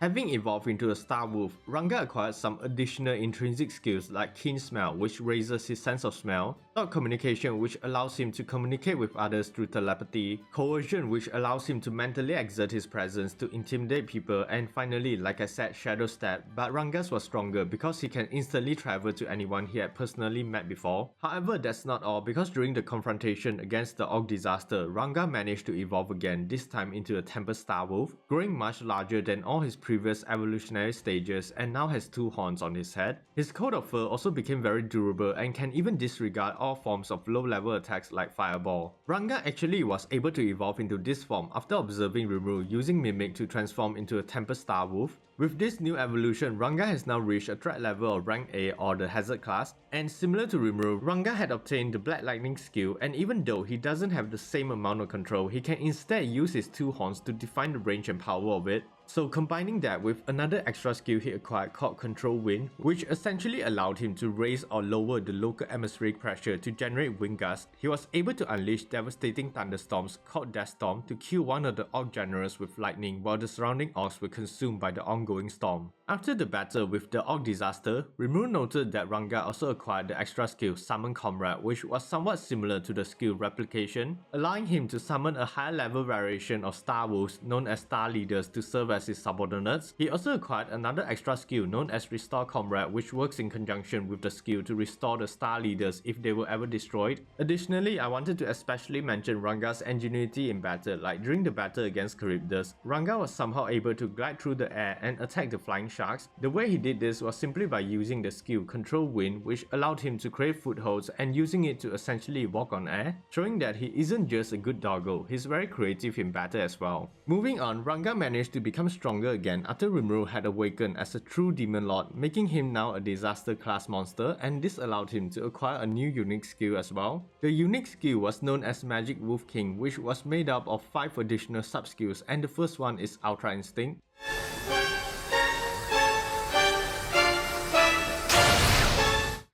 It basically boosts Ranga's own battle instinct to a godlike point that he's able to predict and evade almost all attacks. The next skill is known as Possession Identify, which allows Ranga to locate and distinguish targets that are compatible with him to perform unification, another skill that Ranga and the other Star Wolf acquired after the Harvest Festival. Also, the extra skills Summon Comrade and Restore Comrade were incorporated into the unique skill. For the last skill, it is known as Control Common Will, which is basically an upgraded version of unification. Now, instead of just merging together with a partner spiritually and mentally, the user can now fully merge with allies they have a strong relationship with, becoming one unified entity that resembles a werewolf. During the Tempest Federation Founders Festival, Gopta actually showcased this power at the battle tournament when he summoned Ranga with Demon Wolf summoning. Then, using his Demon Wolf unification and Ranga's Control Common Will, they were able to merge and acquire a new werewolf form. In this form, they are faster, stronger, and more durable, and their threat level increased to that of an upper disaster class. However, because of the overwhelming differences in their strength, they couldn't really control the transformation properly. Like when they fought against Masuki Honjo, they were not able to control their speed and it caused them to crash into a wall. Luckily or unluckily, their transformation impressed Milim so much that she wanted to train them. Because Rimuru did not want to deal with Milim throwing a tantrum if he refused, he accepted the request and sacrificed Gopta and Ranga. During their training, they were constantly forced to fight Carrion and Midray to the death, being resurrected numerous times inside the labyrinth. They eventually finished their training with Milim, finally mastering the werewolf transformation, and they even gained new battle experiences. Now going back to what other skills Ranga obtained after Rimuru awakened as a true Demon Lord. Like the other subordinates, Ranga also obtained skills like Magic Sense, Thought Acceleration, Multi-Layer Barrier, and Spatial Travel, which is actually the evolved version of Shadow Step.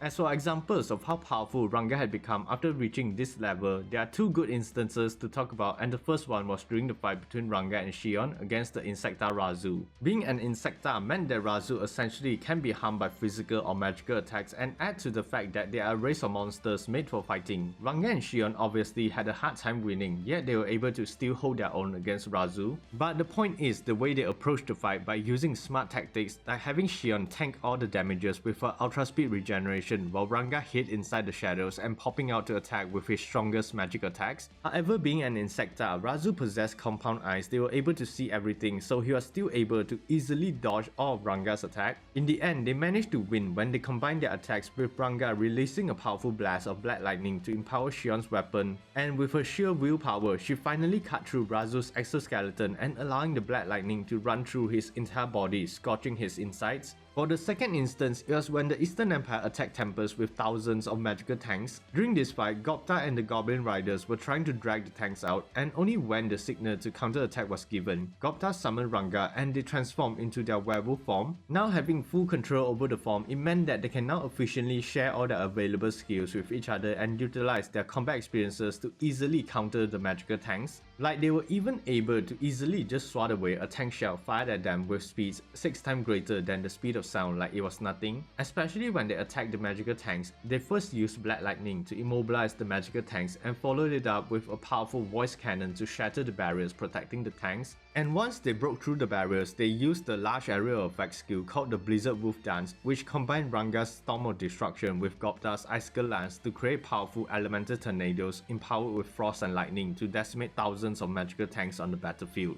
Also, I noticed one thing about Ranga, and that it seems like he often serves as a kind of supporter for his allies, like giving buffs to allies, providing some sort of crowd control, or even using his skills to give utility. Now, I'm not sure if the author constructed Ranga's character with this in mind, but that's just how I interpret his character, and it actually gives him an interesting angle. But anyways, after the Eastern Empire's initial attack was stopped, a reward ceremony was held to evolve the 12 patrons into true demon lords, and no surprise that Best Doggo Ranga was one of them, which was actually one of the reasons why Gopta received nothing during the ceremony. When it was Ranga's turn, he was given 100,000 souls and the title of Star Lord that caused him to go into an evolutionary sleep. As a result of awakening as a true Demon Lord, Ranga was able to evolve into a divine wolf and become a fully spiritual being known as a Wind Spirit Wolf. He also acquired an ultimate skill known as Stellar Windlord Hastu, and according to Ranga, he was only able to acquire it thanks to his constant exposure to Rimuru's magic kills, but we all know that it was Wisdom King Raphael who made it happen. As for what the ultimate skill does, in simple terms, Ranga now possessed the ability to manipulate all forms of weather. The ultimate skill also incorporated some of his existing skills, and the first one is Thought Acceleration. Magic Sense was incorporated as well, but it had evolved into Universal Perception. As for the skill Coercion, it has now become Demon Lord Haki, and it is much deadlier than before, now able to inflict fear onto targets, which can even kill them with madness. Next is the skill Spatial Domination, which is simply the evolved version of Spatial Travel, but now it doesn't just allow the user to teleport to places they have been to before. It can now even prevent spaces from being manipulated by opponents. Then we have Multi-Layer Barrier that was also incorporated into the ultimate skill. Moving on, there are two new additional skills that were added, mainly Weather Domination, which allows Ranga to have the absolute control over the weather, and finally Sound and Wind Domination, basically allowing him to use and control these two elements. But besides that, as a true Demon Lord, Ranga is obviously part of the Super Awakened class, and he currently possesses an existence value of 4,340,084. And yeah, that's everything about Ranga so far, and like I mentioned in my video on Gopta, all the skills and abilities that Ranga have, Gopta can also now use it when they transform into their werewolf form, so technically Gopta is a Super Awakened as well. But overall, Ranga is definitely best doggo, and now with his stellar Windlord Hastu, he's basically a doggo version of Storm from X-Men. And the only thing I want to see in the future is Ranga being able to fight solo for once with his new powers instead of being a support.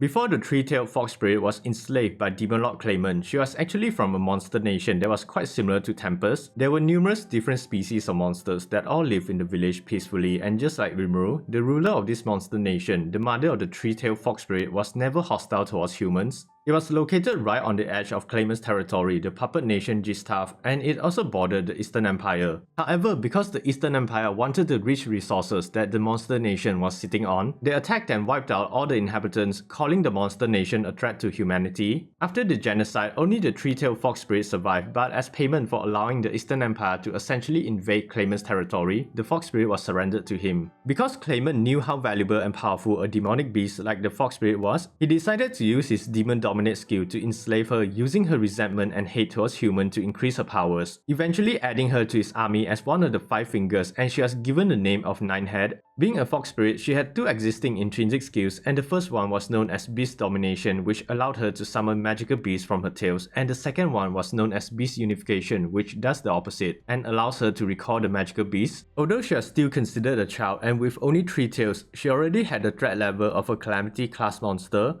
So moving on, during Walpurgis, Ninehead was one of the attendants that Claimant brought with him, and when she was summoned to fight, she changed from her small cute fox form into a larger intimidating form. During this fight, she had used Beast Domination to summon White Ape and Moon Rabbit to fight against Ranga and his Star Wolf leaders. The White Ape and Moon Rabbit actually both possess their own intelligence and specific abilities, but I'll talk about that later. Anyways, although Ninehead was still under the control of Claimant, her consciousness was constantly crying out for help through thought communication, and luckily for her, Ranga managed to sense it, so he called for his master. Rimuru quickly came over, and sensing her cries as well, he ordered Ranga to hold down her 2 summons while he approached her. Using Wisdom King Raphael, Rimuru easily broke the curse and Ninehead fell asleep. Her summons returned to her tails, and she transformed back to a cute fox form. Once the events at Walpurgis had ended, she was brought back to Tempest and she was placed under Ranga's protection, so she had likely stayed inside of Rimuru's shadow with him for a while. When Ramirez was creating her new labyrinth in Tempest, they needed someone to take care of the forest, so Ninehead volunteered to do so.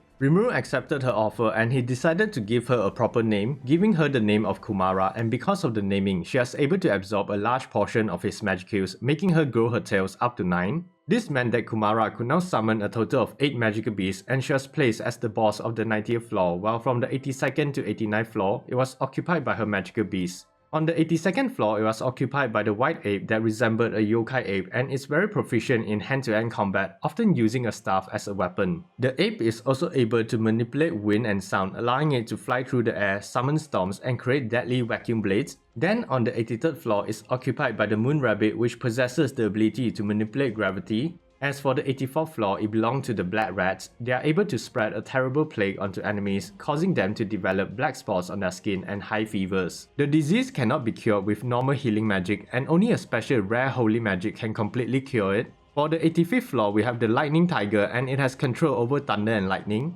Moving on, a winged serpent occupies the 86th floor and it is able to control the molecular contents of air, killing enemies by lowering the oxygen to 0. At the 87th floor is a ship capable of controlling the consciousness of others by using a special hypnosis, causing them to fall asleep and never wake up. Meanwhile, the 88th floor is occupied by flaming flamingos that are able to burn enemies alive with fire. Finally, in the 89th floor, we have the Mirror Hound, a dog that is able to move through unbreakable mirrors that reflect all techniques back to the original user. Now, because all these magical beasts are essentially part of Kumara, whenever she releases all 8 of the magical beasts, it greatly reduces her existing magic kills, but when they all return back to her, she is able to fully utilize all their abilities as well as any better experiences the magical beasts accumulate over time. Now, with all her 9 tails, Kumara currently has a threat level of a disaster class monster, while all her magical beasts have a threat level of a calamity class monster. But besides that, Kumara also gained a human form after she was named, now resembling a little girl, and she actually became quite close with the otherworldly children that Rimuru took in and even attended school with them. During her free time, she and the Insecta Apito would train in the labyrinth under Hinata Sakaguchi. Kumara and Apito have a somewhat friendly rivalry going on with each other, but there's actually a reason for that. The reason is that Kumara is actually part of the Cryptic race, a powerful unknown race of magical beasts that was said to threaten the main Tensura world and were the common enemies of the Insecta race, so Kumara and Apito's rivalry is likely just instinctual. Not much is known about the Cryptic race, but according to Dino, Kumara might be related to the world-destroying dragon Ivarash. But having said that, after spending some time inside the labyrinth, she would acquire another form, and this time it's an adult form, going from a cute lolly to Ara real quick. So with her new adult form, she became one of the 10 lords of the labyrinth and considered to be the second strongest, with Zegion, the Insect Kaiser, being the first. She is now truly the queen of magical beasts, even showcasing how powerful she has become by killing 53,000 Eastern Empire Imperial soldiers when they attacked the labyrinth with just her magical beasts alone. Speaking of the Eastern Empire, Kumara actually got a chance to face off against the man that slaughtered her people and sold her to Claimant 20 years ago, the Grand Marshal Kansas. But he was a dangerous opponent for Kumara because of the emotional baggage that the battle carried and the fact that he could also summon magical beasts by using his unique skill Marauder. When the battle started, he surprised Kumara by summoning Dark Ape, Mute Rabbit, Dark Rat, Dark Tiger, and Dark Snake, all of the magical beasts that belonged to Kumara's mother. However, Kansas only made Kumara angrier and she responded by summoning all 8 of her magical beasts to fight him, but because her mother's magical beasts were stronger than her magical beasts, the 8 she summoned were just enough to fight off against the 5 that Kansas summoned. The magical beasts from both sides start to fight and they were evenly matched, although Kumara's summons were slowly winning, and using what Hinata taught her, Kumara constantly observed Kansas to look for openings she can exploit while keeping her composure. She eventually rushed in to attack Kansas herself, but it was blocked by him, and sensing that his 5 magical beasts weren't winning, he quickly recalled them and summoned his strongest magical beasts. The newly summoned magical beast had left Kumara in shock because in front of her was her own mother, the previous 9-tailed ruler of the monster country. According to Kansas, this was his strongest summon because it has powers that was greater than Demon Lord Claimant, and true enough, none of Kumara's magical beasts were a match for it. However, Kumara quickly regained her composure and recalled all her magical beasts, now finally able to show off her true strength. She easily ripped apart the corrupted version of her mother with a single attack and approached a now sniveling Kansas. Finally getting her revenge for her people and previous country, Kumara used her 9-tailed strike and completely eradicated his entire existence.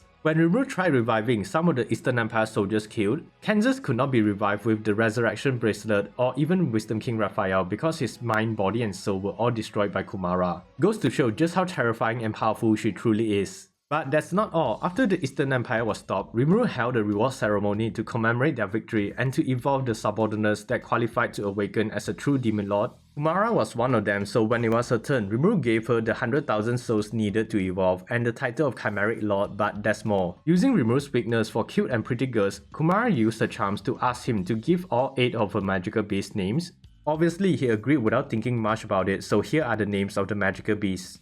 The white ape was named Byakuen, the moon rabbit was named Gato, the black rats were all named Caucus, the lightning tiger was named Raiko, the winged serpent was named Yoda, the ship was given the name Mink, the flaming flamingos were named Encho, and finally Igami was the name given to the Mirror Hound. Because her magical beasts are considered to be their own entities, this meant that they all gained the name status, having their strength and magical energy all increased. So when they all returned to Kumara, she now has the power of 8 named creatures added to her own existing powers, and her form changed again, which according to Rimuru, she became one of the most beautiful women in the world. That said, when Kumara finally awakens as a true demon lord, she had requested that Rimuru give her an ultimate skill, so still obliged, and she was given the ultimate skill known as Beast King Bahamut. This skill basically allows Kumara to summon devastating earthquakes and interfere with the laws of the planet by manipulating the gravity of the planet itself. Like other ultimate skills, Beast King Bahamut also possesses several sub-skills. These sub-skills include Thought Acceleration, which increases the thought processing speed of the user, Universal Perception, which allows users to sense the surrounding magic cues, Demon Lord Haki, which allows users to intimidate and potentially kill enemies with their aura, Gravity Domination basically allows users to control gravity, Spatial Domination gives users the ability to instantly travel to locations they have been to before and prevent spaces from being manipulated, and finally, Multilayer Barrier allows users to create multiple protective barriers around them. Anyways, that's all the information on Kumara so far, and obviously she is part of the Super Awakened class as well with an EV of close to 1.9 million. However, Rimuru did mention that each of her magical beasts had an EV of 200,000, and I could be wrong, but I think the 1.9 million doesn't include her magical beasts, so her true EV should technically be around 3.5 million. Kumara is definitely an interesting character with a tragic past, and hopefully we'll see her use her new powers in the light novel. But I have to say, Kumara is easily one of the many characters that I want to see in the anime soon, because fox girls are best girls. 仲間たちがアンデッドと化したことで彼らを残していくこともできないと甘かったのだ。本気で奇跡を恋願う。 Before I talk about the present-day Adalman, let's first go over his past and how he became an undead monster. Around 1,000 years ago, Adalman was just a prince from one of the small nations that was governed by the Holy Empire of Lubarius. During this period, Adalman was a devout follower of the religion of Luminism, and he was constantly fascinated by the works of the goddess Luminous, even believing she was real, which isn't wrong. Because his older brother inherited the throne of his nation, he was free to devote his life to Luminism. He even joined the newly formed Western State Church as a missionary so he could spread Luminism, and he quickly became a prominent figure in the church. His devotion also led him to learn all the holy magic taught by the church, and this made him become the greatest holy magic user in this era. Over time, he would even reach the rank of a cardinal, the highest rank that can be obtained in the church, but his status and hierarchy among the Lubarius nobles meant that he was still not worthy to meet his goddess. So in order to reach his goals, Adalman continued to seek out knowledge and power, learning other types of magic, and during this period, he would become good friends with a wizard named Ghidorah. Ghidorah had helped Adalman in his pursuit of knowledge, and he would eventually reach the level of Enlightened, considered to be the next evolutionary stage of humans. At this level, people still retain their human form, but they have already become a semi-spiritual being, and they are said to have powers that could rival even the Demon Lord seed. However, Adalman did not stop there and continued with his studies, hoping to eventually reach the highest evolutionary stage of the human race, the level of a saint. Sadly, he was betrayed by the very faith he worshipped as the 7 celestial sages saw his rise in power as a threat, so they devised a plan to get rid of him. They summoned Adalman to the inner cloister of the Holy Mountain and ordered him to exterminate an army of undead that appeared in the Great Jura Forest. Oblivious to their schemes, Adalman headed off with his friend Albert, who was an acolyte and holy knight of the church, along with a small expeditionary force of his supporters. When they arrived, it wasn't just a normal undead army awaiting them, but instead it was a legion of undead led by a powerful death dragon. Adalman and his forces managed to defeat the death dragon, but at the cost of all their lives. Ghidorah, sensing that his friend has fallen, casted a secret reincarnation spell to revive him and his forces, but because their souls were already poisoned by the miasma and the malice of the dead, they were reborn as undead monsters instead. Adalman's transformation had caught the attention of the still-alive Demon Lord Kazarium, and he was cursed by him, forced to defend the land of the puppet nation Jistav and become the servant of Demon Lord Claimant for 1,000 years. That's basically how Adalman became the index finger of Claimant's 5 fingers, and he was easily one of Claimant's strongest subordinate with a threat level of a Calamity class monster. Despite being the most powerful though, he was nothing more than a mindless weapon used for base defense, and his loyalty was even programmed into him. He was barely able to think, and the only little free will he had was the ability to converse with people, which just sounds like hell. But at least he was finally freed from the curse after he was defeated by Shuna during the war between Tempest and Claimant. Since I already went over the battle in the How Powerful is Shuna video, I won't be talking about it here, so you can check the video out if you're interested. After their battle, Adalman was inspired by Shuna and he wanted to know more about Rimuru, eventually becoming totally fanatical towards him, in a good way. Later, he went to Tempest, where he was put in the new labyrinth created by Rimuru as the boss of the 60th floor. When Hinata Sakaguchi and the 10 Great Saints were invited to test out the new labyrinth, Adalman and his forces were easily defeated by them because he had lost all his previous powers after Claimant was defeated. His threat level had dropped to rank B as well, and he couldn't even cast any of the high-level magic spells that he knew, especially holy magic. So to solve this issue, Rimuru taught Adalman the skills and favors ability that Luminous Valentine had told him. What this ability essentially does is allow Adalman to access holy magic again by having him borrow some of Rimuru's powers through the use of his name and believing in him. The ability worked and Adalman was now able to use holy magic, but because he was an undead, the holy magic would damage him whenever he uses it. But with the help of Beretta and his unique skill Reversal, Adalman was able to develop the extra skill Holy Demonic Reversal to overcome this problem. This extra skill was based on Luminous Valentine's Reversal of Day and Night, which allows him to swap between the holy and demonic attribute, making him no longer weak against holy magic. However, there is another problem because Adalman was essentially a spellcaster, so he requires powerful vanguards to protect him, but his friend Albert had also become weaker when Clement fell, although the solution for him was easier. Since Albert was already quite skilled in battle, all he needed was good equipment, so Rimuru gave him a set of unique Great Curse equipment to use. With both issues solved, and over the course of a few months, Adalman managed to regain his White King powers and Calamity class status after he absorbed Baldoros Magicus. As for Albert, he managed to evolve into a Death Paladin and was now at the Calamity class strat level. He also obtained a new physical body that he constructed with Magicus. Additionally, Adalman brought his pet Death Dragon, which was the same monster that Soe had fought before, over to the Labyrinth to serve as another vanguard, and it possessed a Calamity class strat level as well.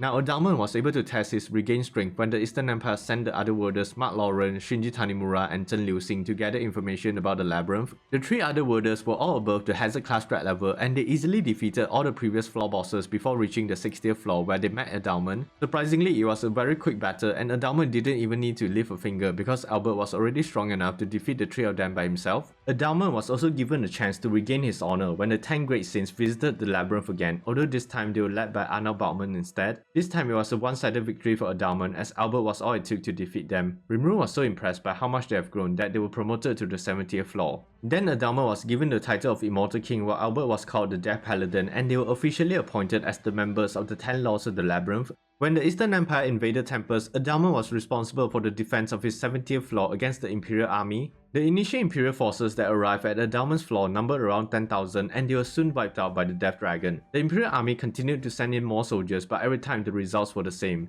Eventually, they gathered a force of 70,000 soldiers to attack Adalman all at once, and this time they even brought strong holy magic users to counter the undeads. But what they did not know is that Adalman's Holy Demonic Reversal skill made him and his forces immune to holy magic, so just like that, all 70,000 soldiers were killed.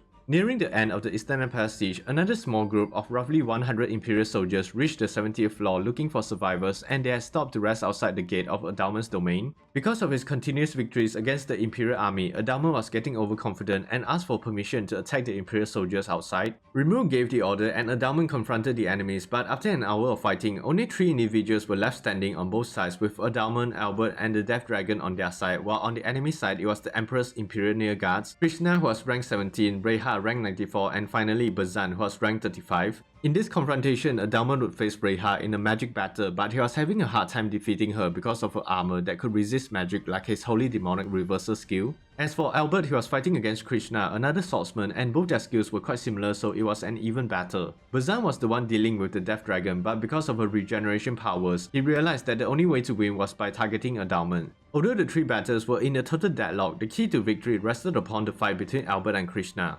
However, Albert was defeated when Krishna managed to destroy his sword, but it was honestly just down to the equipment because Albert's sword was only at the unique grade, whereas Krishna's one was at the legendary grade. With Albert defeated, the 3 Imperials attacked Adalman together and they won the battle. It was definitely sad that he lost, but at least the 3 Imperials were no true terror when they faced Zegion later on, and it's still commendable that Adalman was able to defeat so many Imperial soldiers before he lost. But anyways, the Eastern Empire was eventually defeated and Rimuru held a reward ceremony to awaken the 12 patrons into true demon lords. Interestingly enough, Adalman was worthy of evolving despite not being one of the people that Rimuru had named. The reason is because they are connected through the skills and favors ability, and apparently this connection was so strong that it superseded the connections formed through naming, but it was honestly thanks to Adalman being so fanatical towards Rimuru that he was able to evolve. That said, when it was Adalman's turn to receive the souls, he quickly refused, lamenting about how he lost the battle, but after some persuading, he finally accepted the souls and he received the title Gehenna Lord. Besides that, both his vanguards received gifts as well. His friend Albert was given a set of mythical grade equipment to replace his broken ones. His pet Death Dragon was named Venti and given 5,000 souls, which caused her to obtain a humanoid form, giving her the appearance of a beautiful woman clad in black. But after the reward ceremony ended, Adalman, Albert and Venti went back to the Labyrinth where they continued their evolutionary sleep and they did not participate in the second Eastern Empire attack. However, they did awaken when the Phantom Commander Zelario had attacked the Labyrinth. When they went to engage Zelario, their presence caused him to be extremely cautious, especially towards Albert because his mythical Great Blade had the potential to harm him. But they did not fight Zelario as he decided to retreat after Dino's mission to capture Ramorous had failed. Now, as a result of becoming a Demon Lord, Adalman was able to acquire the ultimate gift Necronomicon. It's an ability that boosted his overall magic power and control over the undead. He has a total of 9 sub-skills, 6 of which are the basic ones like Thought Acceleration, Universal Perception, Demon Lord Haki, Chant Annulment, Analyze and Assess, and Awe Creation. As for the 3 unique ones, the first one is called Mental Crush, which allows the user to target and destroy the enemy's mind through psychic attacks. The second one is the extra skill Holy Demonic Reversal, which was incorporated into the ultimate gift. The final one is called the Domination of the Dead, the most powerful necromancy ability, and it gives the user the ultimate control over the dead. With his new ultimate gift, Adalman now has an existence value of over 877,000 and a threat level of a disaster class. Additionally, even Albert and Venti were able to awaken as true Demon Lords and they will receive ultimate gifts as well. When Albert awakened, his mythical grey equipment had completely bonded with him, causing him to evolve into a Gehenna Paladin, and he received the ultimate gift Immortal. As for Venti, she evolved to become a Gehenna Dragon after she awakened, and her ultimate gift is called Eternal. Both ultimate gifts actually have the same 3 sub-skills, which are Thought Acceleration, Complete Regeneration, and Minions Filthy, but Rimuru did mention that they could add more sub-skills in the future if they wanted to. With their ultimate gifts, Albert now has an EV of 682,000, giving him a disaster class threat level, but he can add another 600,000 with his Spirit Sword, making him a pseudo super awakened. And Venti has an EV of 984,000, giving her a disaster class threat level that is almost at the super awakened.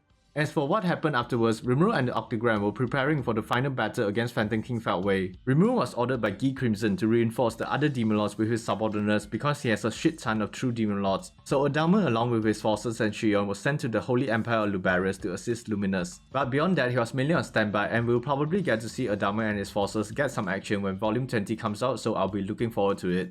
But anyways, that's everything on Adalman so far, and I had to include Albert and Venti as well because they are basically part of his character and story, so hopefully I didn't overload everyone with too much information. Overall, I really enjoyed Adalman's character because he's basically another Diablo but crazier, and his backstory was really sad. He lived by his faith and died by his faith, only to be brought back as a corruption. But it was great to see how far he has come since then, so I definitely can't wait for Volume 20 to see what will happen next.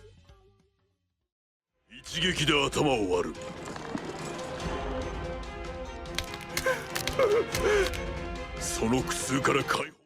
Now, as we all know, before Gel became one of Rimuru's subordinates, he belonged to the Orc tribe that lived on the outskirts of the Great Jura Forest. He was the son of the Orc King, but because of a drought and famine, his father was forced to venture through the wastelands to find a place for their people to resettle in the Great Jura Forest. Before he could reach the forest, he collapsed and had encountered the Margin Galmet. The Margin wanted to use the Orc King as a pawn, so he offered him food and gave him a name. Because of the wicked intentions of the Margin and the desire and guilt of wanting to save his people from starvation, the Orc King became corrupted. He had acquired the unique skill Staff and evolved from an Orc King into an Orc Lord. Now filled with an insatiable hunger, the Orc Lord bestowed the effects of Staff upon his people, causing them to go berserk, but his son was the only one that still managed to retain some sense of self despite the effects of the hunger. The orcs would begin their march towards the Great Jura Forest, devouring everything in their path, and one of the earliest to fall victim to them were the Ogre village that Benimaru and the others resided in. After they destroyed the Ogre village, they would continue their march and set their eyes on the Lizard Man in the marshlands. During the battle in the marshlands, the Orc Lord would devour the Margin Galmet, and it had caused him to evolve into a Demon Lord seed, becoming the Orc Disaster. Luckily, Rimuru managed to defeat the Orc Disaster and had consumed him.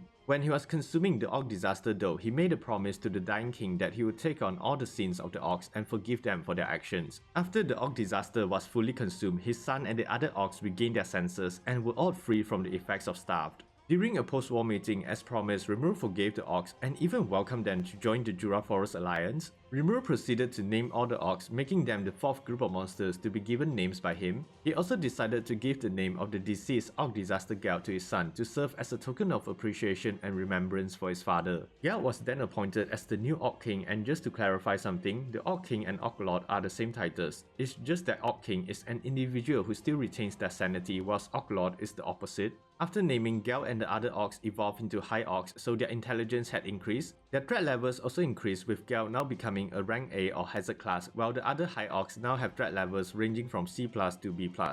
Additionally, Gao even received a new unique skill called Gourmet, which works like Rimuru's own gluttony skill, although not as powerful. It comes with 5 sub-skills, and the first one is called Predation, which allows Gao to absorb any targets into his body, but unlike Rimuru, Gao is only limited to targets that are about his own size. The second sub-skill is called Corrosion, and he can basically use it to corrode anything he touches or activate it when an enemy hits him. Corrosion can even affect spiritual bodies when he imbues it with the Chaos Eater sub-skill his father left for him. Then there's Stomach, which allows Gao to store anything he wants, and the capacity is similar to Rimuru's Gluttony. This skill is quite interesting because Rimuru, the Ox, and Gao are all able to access the Stomach subspace and basically share anything that they put into it whenever they want. Finally, the last two are Receive and Provide. It works exactly like Rimuru's Food Chain ability in that Gao can share his abilities with his comrades or even take it from them, but only those that are under his direct command. Having said that, because of the unique skill Gourmet, Rimuru had decided to put Gao and the other High Orcs in charge of the construction and development of the Tempest Federation infrastructure. In addition to that, during wartime, Gao would be leading the Yellow Numbers, a unit that comprised of 2,000 elite High Orc soldiers responsible for defense and support.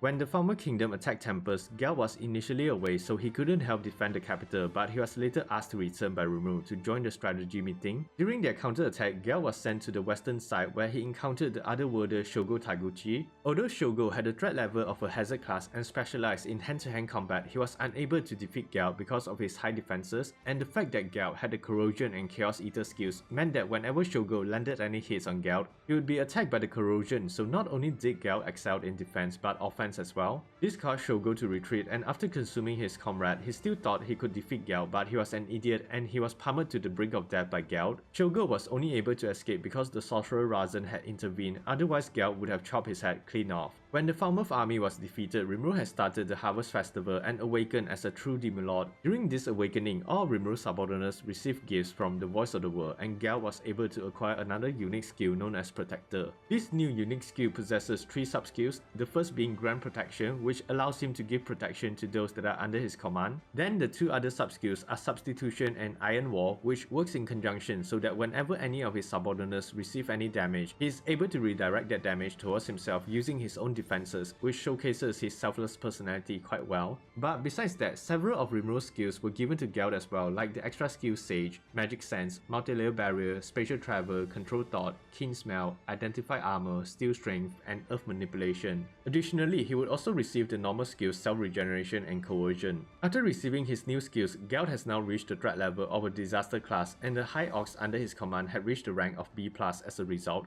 Gao was later sent with the main Tempest force to attack the claimant forces that were in Milim's territory. Using his newly acquired Earth Manipulation, he and the other Orcs were able to create a large pit fort quickly to disrupt the enemy forces. During the battle, he would also encounter Footmen and had fought against him with the help of Phobia, but they couldn't stop Footmen, so he managed to escape. When Claimant and his forces were defeated, Gao was sent to the puppet nation Gistab to survey the land, and later he was responsible for the reconstruction of the capital city of Eurozania. Gao rarely had a chance to fight and was mostly sent away on construction and development missions, although during the Tempest Founders Festival, he was called back to the city to relax, and Rimuru actually nominated him to take part in the battle tournament. During the tournament, he fought against Carrion, but because of his pride as a warrior, Gao did not use any of his skills and chose to fight Carrion with his own body. They both managed to fight hand to hand on equal footing, and Gao only lost because he was pushed out of the ring by one of Carrion's secret techniques. The fact that Gao managed to take on an ex-Demon Lord's strongest attack was still standing really showed how strong his defenses were, and if he had used his skills in battle, the outcome would have been very different. Having said that, when the Eastern Empire had attacked the Labyrinth, Gao was mainly charged with leading the Yellow Numbers to defend the other units and to stop the Eastern Empire soldiers from leaving the Labyrinth, but it's noteworthy to mention that when the Yellow Primordial Carrera had fired one of her nuclear magic Gravity Collapse, it managed to turn 80% of the Eastern Empire soldiers who had threat levels ranging from rank A- to A+ into dust, while Gao and his troops were still able to withstand the shockwave without flinching. It's just a testament to their superior defensive capabilities. But anyways, after the first wave of the Eastern Empire attack was stopped, Rimuru held a reward ceremony to awaken those who were worthy into true Demon Lords, and just like his father who had the Demon Lord seed, Gao was eligible to awaken into a true Demon Lord as well. Although when it was Gao's turn to receive the reward, he was afraid of losing control after awakening, but after Rimuru managed to convince him, he accepted the 100,000 souls needed and the title of Barrier Lord. Before Gao went into an evolutionary sleep, he was also given a set of legendary equipment that they recovered from the Eastern Empire soldiers, and the equipment would evolve into the mythic grade when he eventually awakens as a true Demon Lord. When the Eastern Empire attacked for the second time, Gelt was mostly absent, although he did awaken later as a true Demon Lord, becoming a greater Chaos Spirit and a Spirit Ball. He didn't really take part in the battle and was mainly tasked with defending the city and minimizing the damage. However, when Dino betrayed Rimuru and Remerus, two of his comrades, the former Primordial Angels Pico and Gracia, had attacked the Labyrinth. Gelt was able to fight against Gracia, and according to Dino, it seemed like Gelt was able to evenly match Gracia in terms of strength. Dino even said that Gelt's defensive and regeneration abilities were so powerful that Gracia's attacks were barely enough to kill him. However, Gelt and Gracia's battle ended abruptly because Dino and his comrades were ordered to retreat, so there was no conclusion to the battle, but I would say Gelt might actually have a chance to win against her. Moving on, when Rimuru acquired Seal, the evolved version of Wisdom King Raphael after his battle with the True Dragons, he approached Gelt and asked if he wishes for Seal to alter his existing skills. Of course, Gelt accepted Rimuru's offer, so Seal worked her magic, sacrificing his existing skills to create the ultimate gift, Gourmet King Beelzebub. Although it's a lesser version of Rimuru's Beelzebub, Lord of Gluttony, it's still strong enough to let Gelt compete with other individuals who possesses ultimate skills. Like other ultimate level skills, his new ultimate gift had consolidated all of his existing skills to become sub-skills, and even evolved some of them, so here are the skills. The first skill is Thought Acceleration, then Magic Sense evolved to become Universal Perception, Coercion had evolved into Demon Lord Haki, Self-Regeneration evolved into Ultra Speed Regeneration, and all the sub-effects from his unique skill Gourmet like Predation, Stomach, Corrosion, Receive and Provide were incorporated as well, and he even received one of Rimuru's skills, Isolation, as a sub-skill. Besides that, the sub-effects of Iron Wall, Grand Protection, and Substitution from his unique skill Protector were absorbed into the ultimate gift as well. The last few skills to be added were Spatial Travel, which had evolved into Spatial Manipulation. There was also Multi-Layer Barrier, Keen Smell, and finally Identify Armor and Steel Strength were both combined to create the sub-skill Full Body Armor. According to Rimuru, with his new ultimate gift along with his mythical grade equipment, his defenses had become so strong that he could possibly fight and even hold off the 3 Phantom Commanders without worry. Now obviously, with this boost in power, Gelt is part of the Super Awakened class, so including skills and equipment, he has an existence value of around 2,380,000. So yeah, that's everything on the Barrier Lord Gelt so far, the ultimate tanker of the Tempest Federation, and we'll have to wait for volume 20 of the light novel to really know how strong he has truly become. That said, despite Gelt's large and monstrous appearance, I think he's probably one of the sweetest characters in the series. He cares deeply for others and would always put the safety of others before him. Seeing how he truly regretted his actions and how far he has come is definitely heartwarming. And come on, I think his interactions with the Children of Tempest, especially the little goblin girl in Tensura Nikki, is wholesome as fuck. 貧弱わおゴブリンがいないようだが To start, Gabiru belonged to the lizardman race that lived in the marshlands of the Great Jura Forest. Before he became one of Rimuru's subordinates, he was an arrogant dumbass who truly believed that he was powerful just because he was the only lizardman in his clan to be given a name by the Margin Galmet. Of course, his band of loyal followers who were constantly showering him with praises were no help to his already bloated ego. Luckily, Gabiru was given a reality check when he first meets Rimuru in the Goblin Village, and like the dumbass that he was, he quickly offended everyone, but because Rimuru was the biggest slime, he just ignored it and asked Ranga to handle him. Ranga decided to not fight him as well, but instead forced Gopta to fight, and if we look at the threat level alone, Gopta with only rank C would have easily lost against Gabiru, who was almost at the hazard class. However, Gabiru's hubris was his own downfall because he underestimated Gopta's resourcefulness, so he was easily defeated. I mean, he definitely deserved it. Later, when faced with the threat of the Orcs, Gabiru was manipulated by Laplace to overthrow his father. Falling for his plans, Gabiru took over and decided to fight the Orcs head-on with his forces. Now, it was still commendable that Gabiru and his forces managed to hold out for so long, but after the Orcs started to adapt to the environment by devouring the fallen lizardmen, they easily lost their advantage. Gabiru and his forces were surrounded and he would then fight one of the Orc generals, but he couldn't defeat him, and when he was about to be killed, Gopta and Ranga arrived to save him. Rimuru and his other forces arrived as well, and they managed to defeat the Orc disaster and save everyone. Afterwards, Gabiru realized his actions and arrogant behavior had endangered his people, so he accepted all the blame. He was charged with treason and banished from the marshlands, but before he left, his father gave him the Water Vortex Spear, still secretly caring about his son. Gabiru would eventually make his way to the Goblin Village and had begged Rimuru to accept him as a subordinate. If it wasn't for Gabiru's sister, I doubt Rimuru would have accepted him. Rimuru proceeded to name Gabiru's sister Sokka and the rest of the lizardmen, making them the 5th group of monsters to be named by him. Now Rimuru thought that Gabiru already had a name, so he didn't bother giving him one. But when he mentioned Gabiru's name, his magic skills were suddenly taken from him and he unintentionally named Gabiru, wow, Gabiru. After the naming, the lizardman had evolved into Dragonutes, considered to be demi-human with dragon's blood, much like the dragon faithful that worship Milim. However, the only difference is that Gabiru and his followers still retained their reptilian appearance and they sprouted dragon wings and their horns grew longer and are now covered by dance skills that act as a barrier to protect them from physical and magical attacks. After becoming a Dragonute, Gabiru had officially reached the rank A or hazard class threat level, while the other Dragonutes were now at the rank B threat level. Later, they were placed in charge of the Hippocute plant cultivation inside the sealed cave, where Gabiru would also work with Vesta to conduct different kinds of research. To make it easier for the Dragonutes, Rimuru had taught them the extra skill Magic Sense and Sense Hit Source so they can navigate the cave and detect monsters easier. On a side note, when Milim first visited Tempest, Gabiru, like the dumbass that he is, assumed that Milim was just a little girl, which angered her, so she punched him so hard that he saw his dead father calling for him. Jokes aside though, taking a punch from Milim and getting up like it was nothing is a good indication of how strong he is. Who knows, maybe Gabiru is also the hidden protagonist like Gopta. But anyways, Gabiru was mostly spending his time doing research with Vesta, and the next time he got a power up was during Rimuru's awakening as a true demon lord. Thanks to the awakening, Gabiru had received a gift from the Voice of the World in the form of the unique skill Braggart. This skill had two sub-skills, and the first one was known as Unexpected Effects, which causes unexpected events to happen that are beneficial to the user and harmful to the enemy. The second one is called Change Destiny, and it's a skill that activates when the user is attacking or being attacked. It will change the worst outcome into the most favorable one, but it can only work once a day. Other than the unique skill, Gabiru also inherited some of the extra skills that belong to Rimuru, like All-Seeing Eye, which allows the user to see from a third-person perspective, and it also increases the reaction speed of the individual. Another one is Keen Smell, which simply raises Gabiru's sense of smell, and there's also Multi-Layer Barrier, meaning Gabiru can create multiple thin and invisible barriers with different resistance effects over his body, adding another layer of defense to his already durable Dragonute body.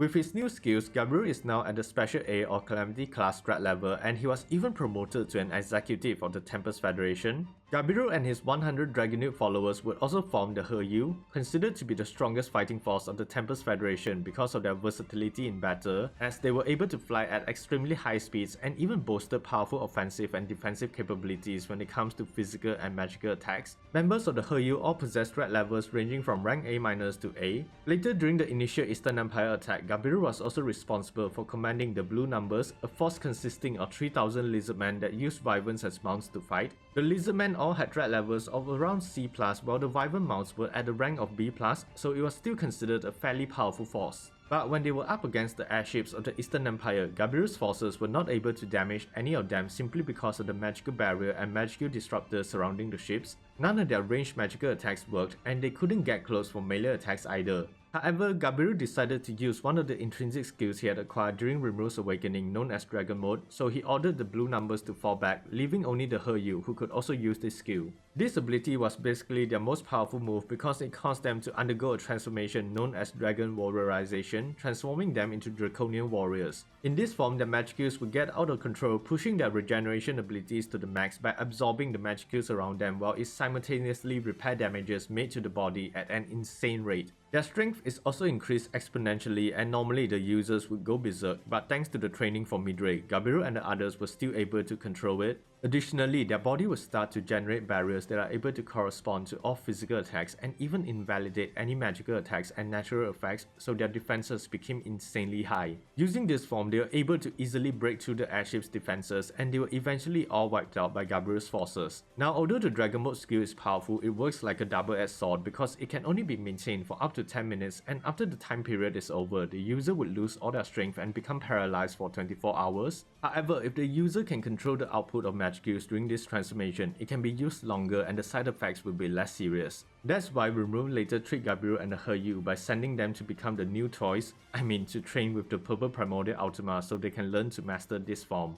Anyways, after the initial Eastern Empire attack was stopped, Rimuru held a reward ceremony to awaken those that are worthy into true demon lords, and Gabiru was one of them. When it was his turn, he was given 100,000 souls and the title of Dragon Lord, but unlike Rimuru, he didn't go into an evolutionary sleep and his evolution was instant. All the subordinates under Gabiru also had evolved, and even his sister Sokka was able to evolve as well. The Dragon Mode skill I mentioned just now had evolved into Dragon Skill Armorization. This caused the effects from the skill to become permanent, and the defensive capabilities of the skills now soared to a level that was comparable to mythic grade equipment. He would be able to test his newfound powers during the second wave of the Eastern Empire attack, where he faced off against one of the Chimera Knights known as the Blue Dragon Barago. But the fight was not in Gabiru's favor because Barago was far stronger than him in terms of magic use, and even his weapon, the Blue Dragon Spear, was a weapon that was at the mythic grade, while Gabiru's Vortex Spear was only a unique grade weapon. Because of this, Barago easily overpowered Gabiru, and he even landed a fatal blow on him, piercing his abdomen. When Gabiru was about to die, his unique skill bracket activated, and thanks to the sub-effect of Changed Destiny, the outcome was changed and he was able to avoid death. But that's not all, because Seal, the evolution of Wisdom King Raphael, had reached out to Gabiru, offering to awaken his unique skill during the battle, which he gladly accepted. He had now acquired the ultimate gift, King of the Mind, which now grants him the ability to increase his powers whenever his emotions are high, but it works the other way around too. Because of this, Gabiru had now become stronger, and he easily sliced through Barago, killing him and winning the battle, even activating his Changed Destiny and Unexpected Effects to completely stop Barago's self-regeneration skill.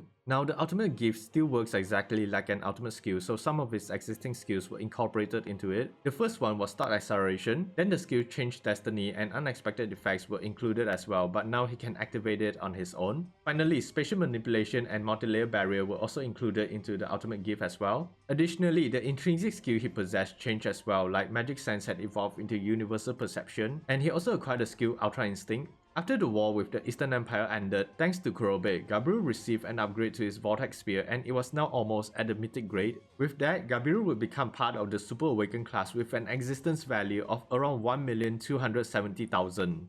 However, besides being a powerful warrior, I also need to at least mention Gabiru's achievement as the Director of Research for the Tempest Federation, because he alongside Vesta were able to make some of the biggest innovations in our world, like creating the first magic projector screen that could transmit information seamlessly, designing and developing a train that used magic use to operate, and his biggest achievement was probably his discovery that the Hippocute plant used for making full potion were just weeds that had been imbued with a high concentration of magic use, and it was considered one of the most groundbreaking discoveries in their world. There are definitely more discoveries made by him, but these are just some of the most notable ones.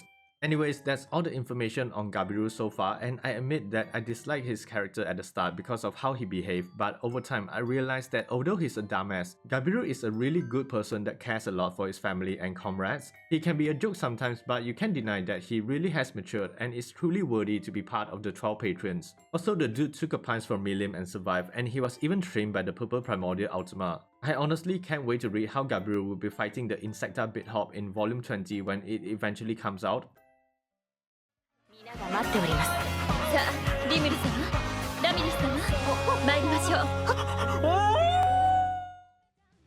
With that, those are the 12 patrons of Rimuru Tempest, and hopefully this Supercut version has given you some insight of their individual strength.